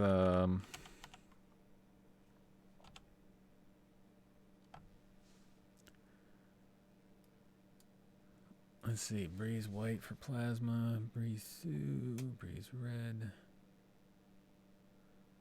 I don't think it has a. I was hoping Breeze Might would have a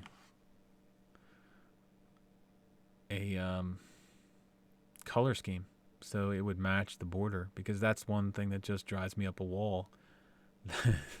That it's just off that little color. It shouldn't be. All right, so let's see what Breeze has. Well, I guess that's good. We can go with the Breeze colors. That looks good.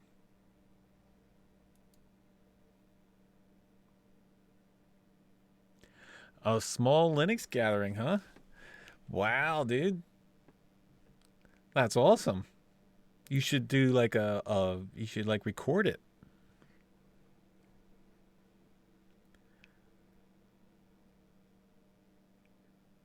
Shade, I don't think I do have 2 instances of Kwin. Where'd you see that? Where did you see that?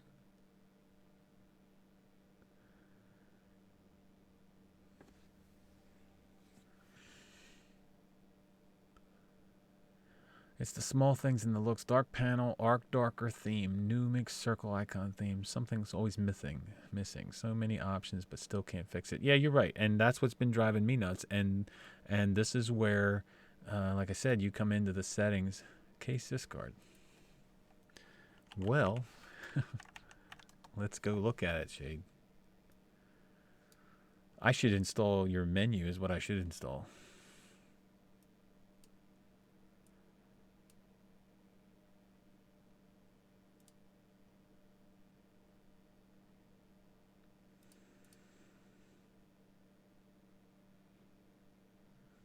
No, I don't think so, unless I'm missing it somewhere. I only got one, I believe.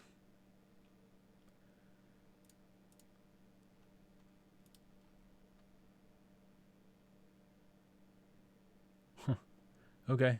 Well, you let me know. Now it's a bit slow, huh? Come on, man. Where is your it's on the KDE look page, right?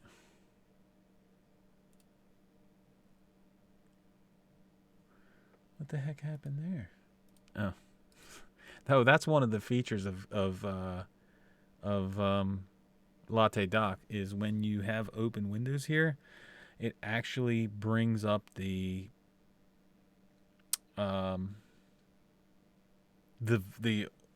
complete view like GNOME brings up.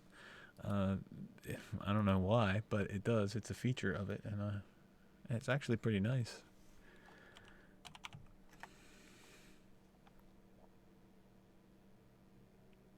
So I did a video on your menu when, dude?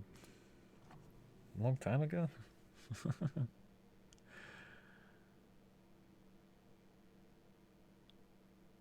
So you just gotta play with the settings. They drive me nuts as far as changing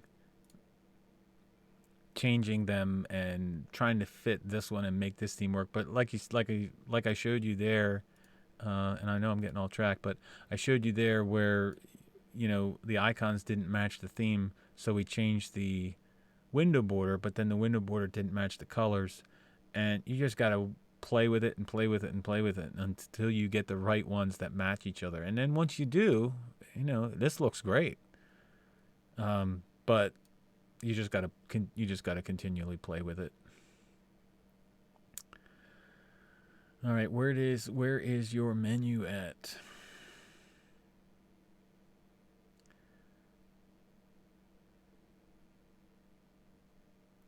Wow, am I missing it or what?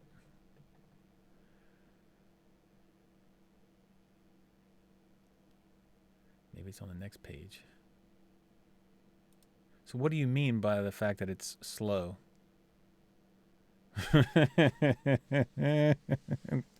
Do you have a favorite Linux, or are you hopping like? I'm a bunny, dude. You know that. I'm a bunny. So let's see. Where is this stinking video I made? Here it is.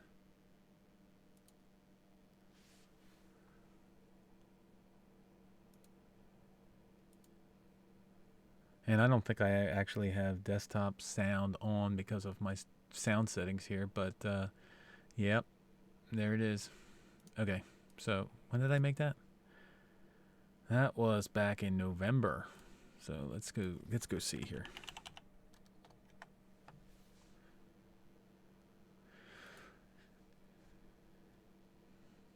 It's slow to show stuff. Why is it slow to show stuff, dude? You're supposed to make that fast.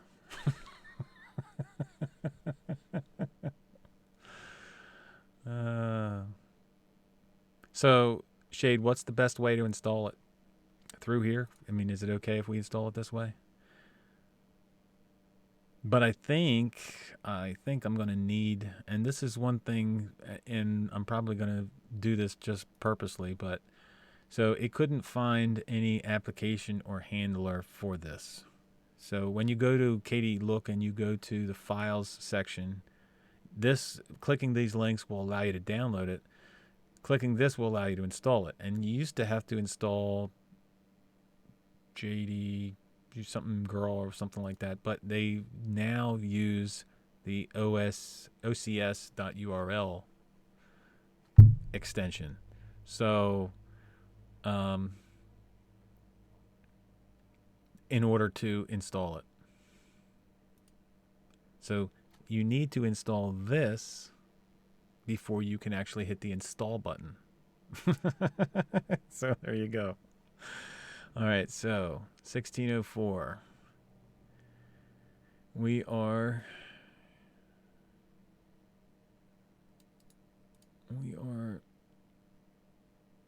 going to we're gonna go through with this, dude.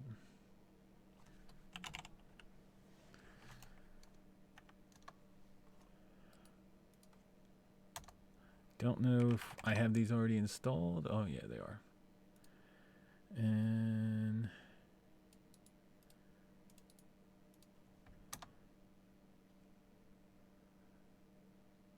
oh my gosh. Hello. What am I doing? I'm just going to install the deb file. I'm on what do you call? Ubuntu. I could just install it through a deb file. And it finally got done with those. You have no authors. See, here's another thing about KDE. Could not close because you have no authorization. See, why? Why is this doing this? Really? It's been sitting there for, what, 40 minutes? What am I doing here? Let's go to Dolphin. Do I have GW installed? And I won't be able to install Synaptic or do it through Synaptic because... Yeah, I don't. I know exactly what you're talking about. So I've spent many hours with that, but okay. So Synaptic is not opening up, and that's probably due to Discover being open or whatever. But Synaptic's not currently working. Okay, so I can't install it for you right at the moment. Because it won't install through Discover, and I don't think I have GDebi installed. Anybody know the command to install GDebi? I love. I don't. There's got to be more to it than that. Ooh. Well, I guess it would help if I had the app there, huh? Well, that's a lot of stuff. But okay.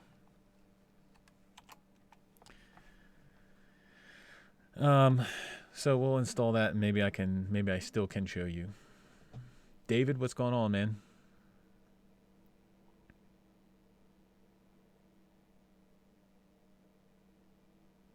See you show up.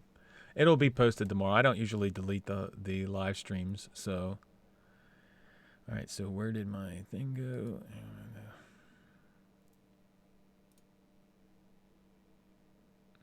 I could have just did that from the beginning. I guess I didn't need GDebi installed. I needed this installed, but it's still not going to work because I think Discover is getting in the way, and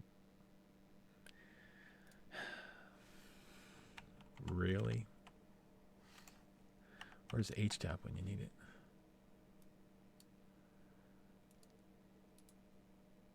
It's not going to let me do this, is it? Oh, okay.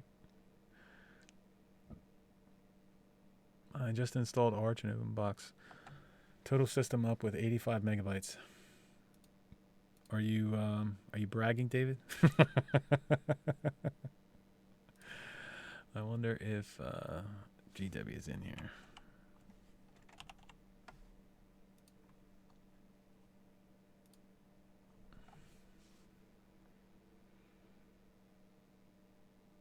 Okay, so something's going on with my system as far as being able to open any kind of install Synaptic or anything. So for whatever reason, not sure exactly why, but it is not allowing me to install anything right at the moment. So I guess we will have to hold that off. So long story short, when you are able to install this OCS URL program, once that's installed, however way you install it, if you're on Arch, you can just install it from the AUR. If you're on here, if you're on Ubuntu, you can just open the dev file and install it, which I can't right at the moment. Then you would be able to come in here and click install on these, and it would open up a box and say, do you want to install this? And then there you go. So let's see here. Get new widgets. Let me see if we can just get it through the store. Can we get it through the store, man? No. Of course we can't get it through the store.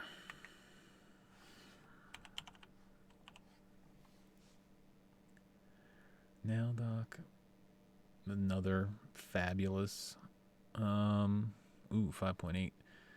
I don't know if it's working for 5.9, so I'm not going to do that.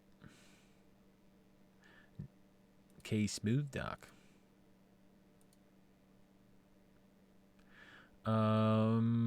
So, well, I can install this, I guess. But I guess I can just download this and do it manually if I have to. Woo.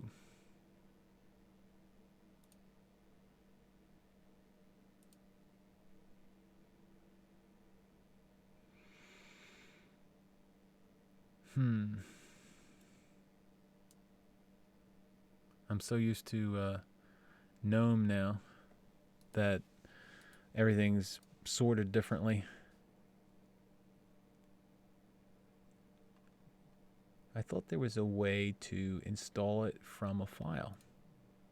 There it is. I knew there was a way. Where there's a will, there's a way. I don't know if this is the best way to install this. No, it's not. They moved it to a different category. Sorry, that changed it from a Plasma widget to a Plasma menu. So now it can't download via. I got you. No GTK of any kind, huh? I don't dislike GTK that much to try that, but so Shade, can I just drop this into the, or do I got to have the actual folders?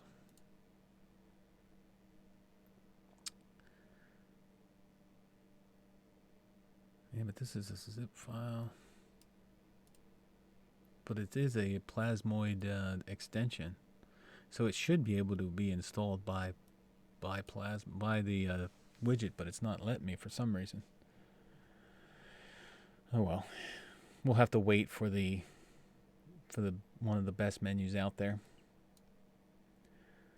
But anyway, yeah, that's me customizing KDE Neon from the ground up, and it may not be exactly where I want it, but that's pretty much how I get it from fresh install to where it is now. So, how many people use KDE now? You guys got to answer that. Anybody else want to know anything about KDE before we wrap it up? Because, like I said, I'm gonna. The one things that I probably will do is switch to the full screen menu. And like I said before, I'm not going to switch to that on the video because it'll probably cause screen tearing and it won't look too good. But I probably will do that. But other than that, I got Latte docs set up. I got my theme set up. I got a transparent theme, which one, you first have to pick a transparent theme. And then secondly, you have to remove the background. Uncheck this box in order to have a completely transparent background, but it looks really sweet. Oh, that's what I wanted to do. I wanted to customize Dolphin. Darn it. Okay, so when I go in here, this is what I normally change to make it fit the way I want it.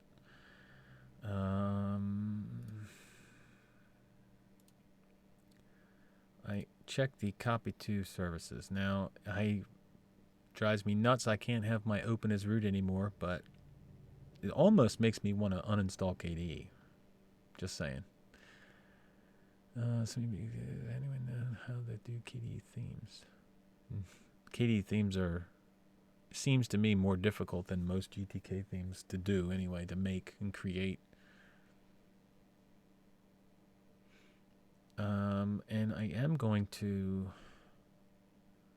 uncheck some of these because I don't use some of them. So, write image to disk.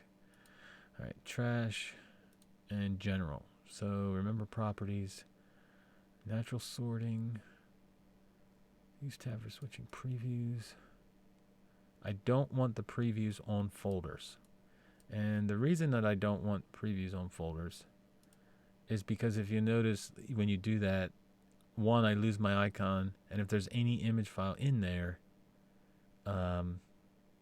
well, we'll just go to pictures for that matter. So if there's a preview on here, some of these pictures will, but you'll see the previews on the folders.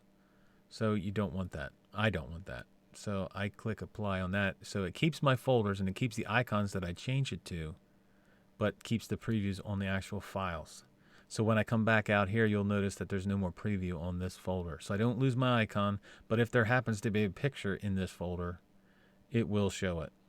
So I have it on that, on the SVG you can do, and text files are kind of not so good to do it on. Who files, folders of trash, executing scripts, closing office. Show status, show space information. Okay. So that's pretty much how I set up the settings of Dolphin. Now let's look at the look a little bit. So you configure the toolbars, and there are certain things that I add to the toolbar so that I can get to it easily. And I'm just going to go down the list here and see which ones they are. Hidden files. I always add so I can actually see it. And then you'll see it comes over here. These are all the ones that are showing. These are all the available options. So we're going to click this and we're going to move this up to where we want it to be. And we want it right after split. And then once we hit apply, you'll see the hidden files. And you can actually change the icon if you want and change the text to take the text out, or shorten it if you choose to, or change it to something you want it to say. The login and lock screen changes, I didn't really do much with that because I tried actually, but they wouldn't install. So you have to install them manually. And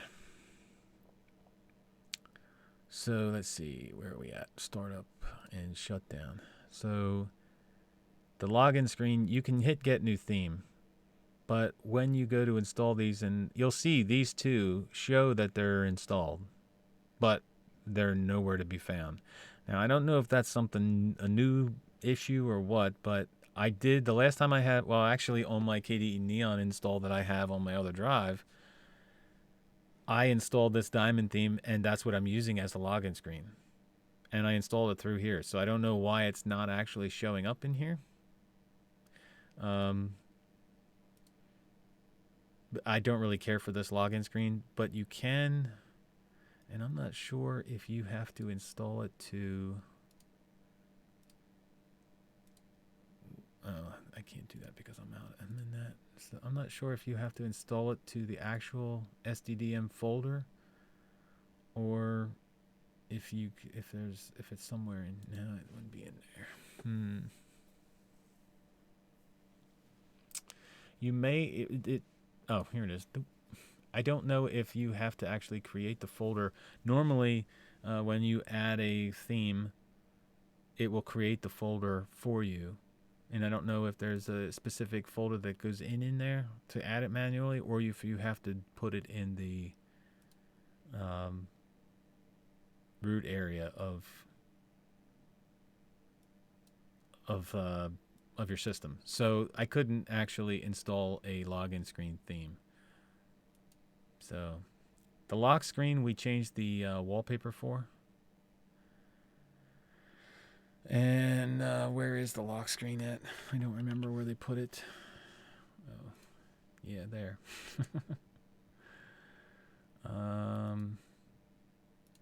I did change the lock screen wallpaper, and I will actually probably put it on that.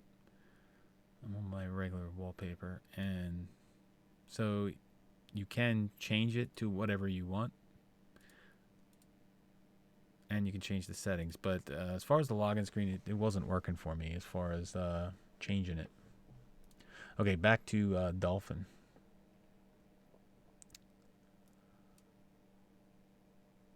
Curl rocks. All right, so back to configuring the toolbars. At one time, the hidden files didn't have an icon associated with it, so I would always add my own icon to it, but they actually made it to where it does. There's only a couple that I actually add, and I can't remember exactly which ones they are because it's been a little bit since I've used KDE. But here is the... I don't know if that's the... Yeah, that's the terminal in Dolphin. That's the one I use. So I add that, and anytime I need a terminal, in this folder, I'll just open it up and close it for when I need it. And I think that may be it for adding and removing buttons. Although the new tab seems to be a... no, I can just right-click for that. So, user share SDD themes. Okay. I do have that written down somewhere. All of the paths for KDE, because you really do, you really do need that.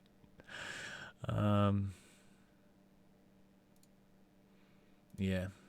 So you'd have to actually download it manually and put it in this folder in order for it to show up in the settings. And it would be so easy if you could open this as root and just drop the file there, but we won't go there. Okay, so that's that. And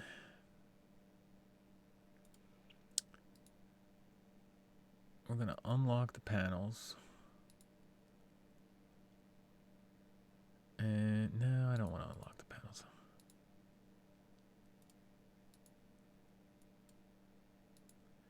But we can change the icon size if that's what you choose to do. Now, one thing that I do is I remove these, or hide them anyway. I don't ever use the recently saved stuff, and you can unhide them too. And I usually remove the search as well, because KRunner works so well, you don't really need that. So once I hide all of that stuff there, having the icons a little bit bigger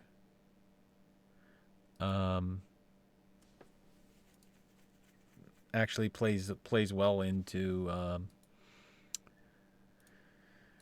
The tree. Now, you can leave them small and it still looks good, but either way, I think it goes well I think with these size icons, I think it goes well as being a little bit bigger anyway, for me. You guys might like them smaller, but that's pretty much the way I like them. So that's customizing Dolphin. JDE with Light DM Manager. Oh, KDE probably, huh?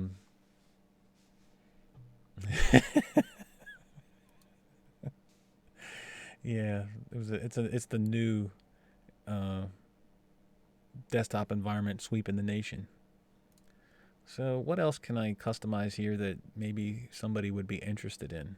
Come on, David, give me some hints here. I don't do anything with K-Wallet, I can tell you that.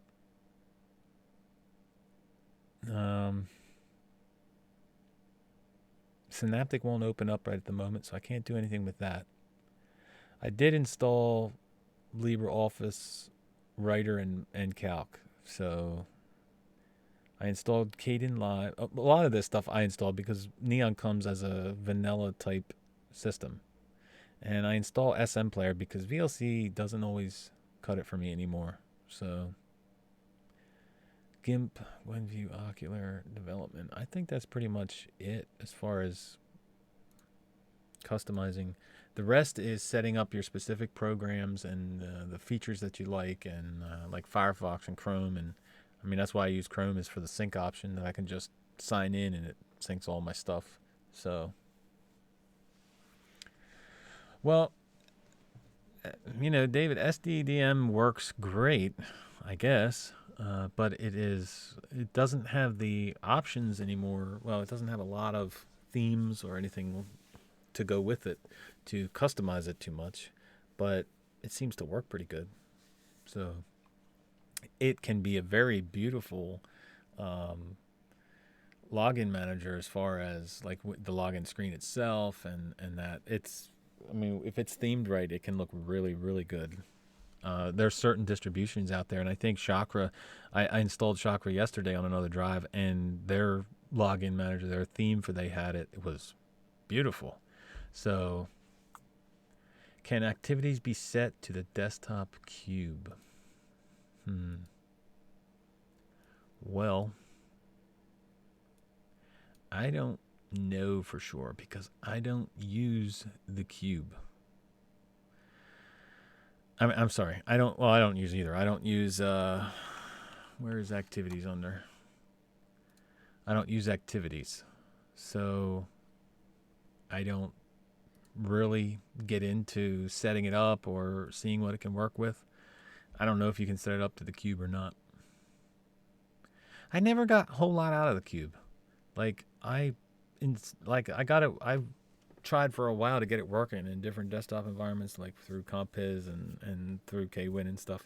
And once I finally got it working the way it took forever for me to learn how to get it working the way I wanted it. And then when I got it there, I didn't really use it because I don't switch virtual desktop. I don't use more than one virtual desktop. I have dual monitors, so I use dual monitors on, you know, I'll have Windows on certain monitors, but I won't use, you know, different desktop and virtual desktops. So it's not something that I get into.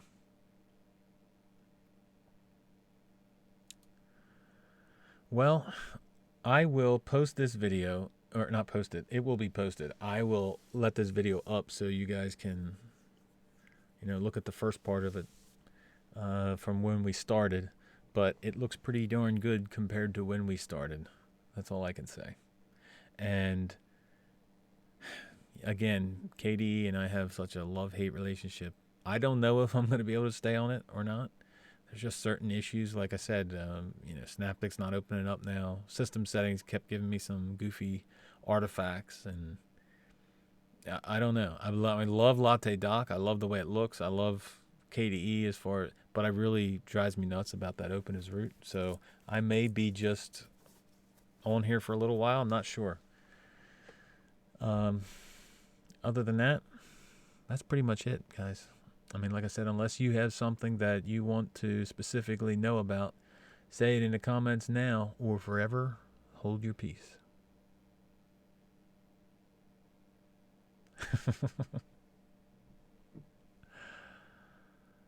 Otherwise, maybe next Friday we will do something different. Last Friday we looked at Latte Revenge. This week we're looking at KDE Neon, and who knows? Maybe next week we'll look at something else, but we'll see. Anytime, Eric. I will take you up on that someday. I won't say what day that will be, but someday. Yeah, that's no problem. I'll leave it there. I don't, like I said, I don't ever delete the live feeds. I just expect them to be there, to leave them there. So, all right. So that about wraps it up. Thank you guys for showing up, and maybe we'll do it again next Friday. Everybody have a good night.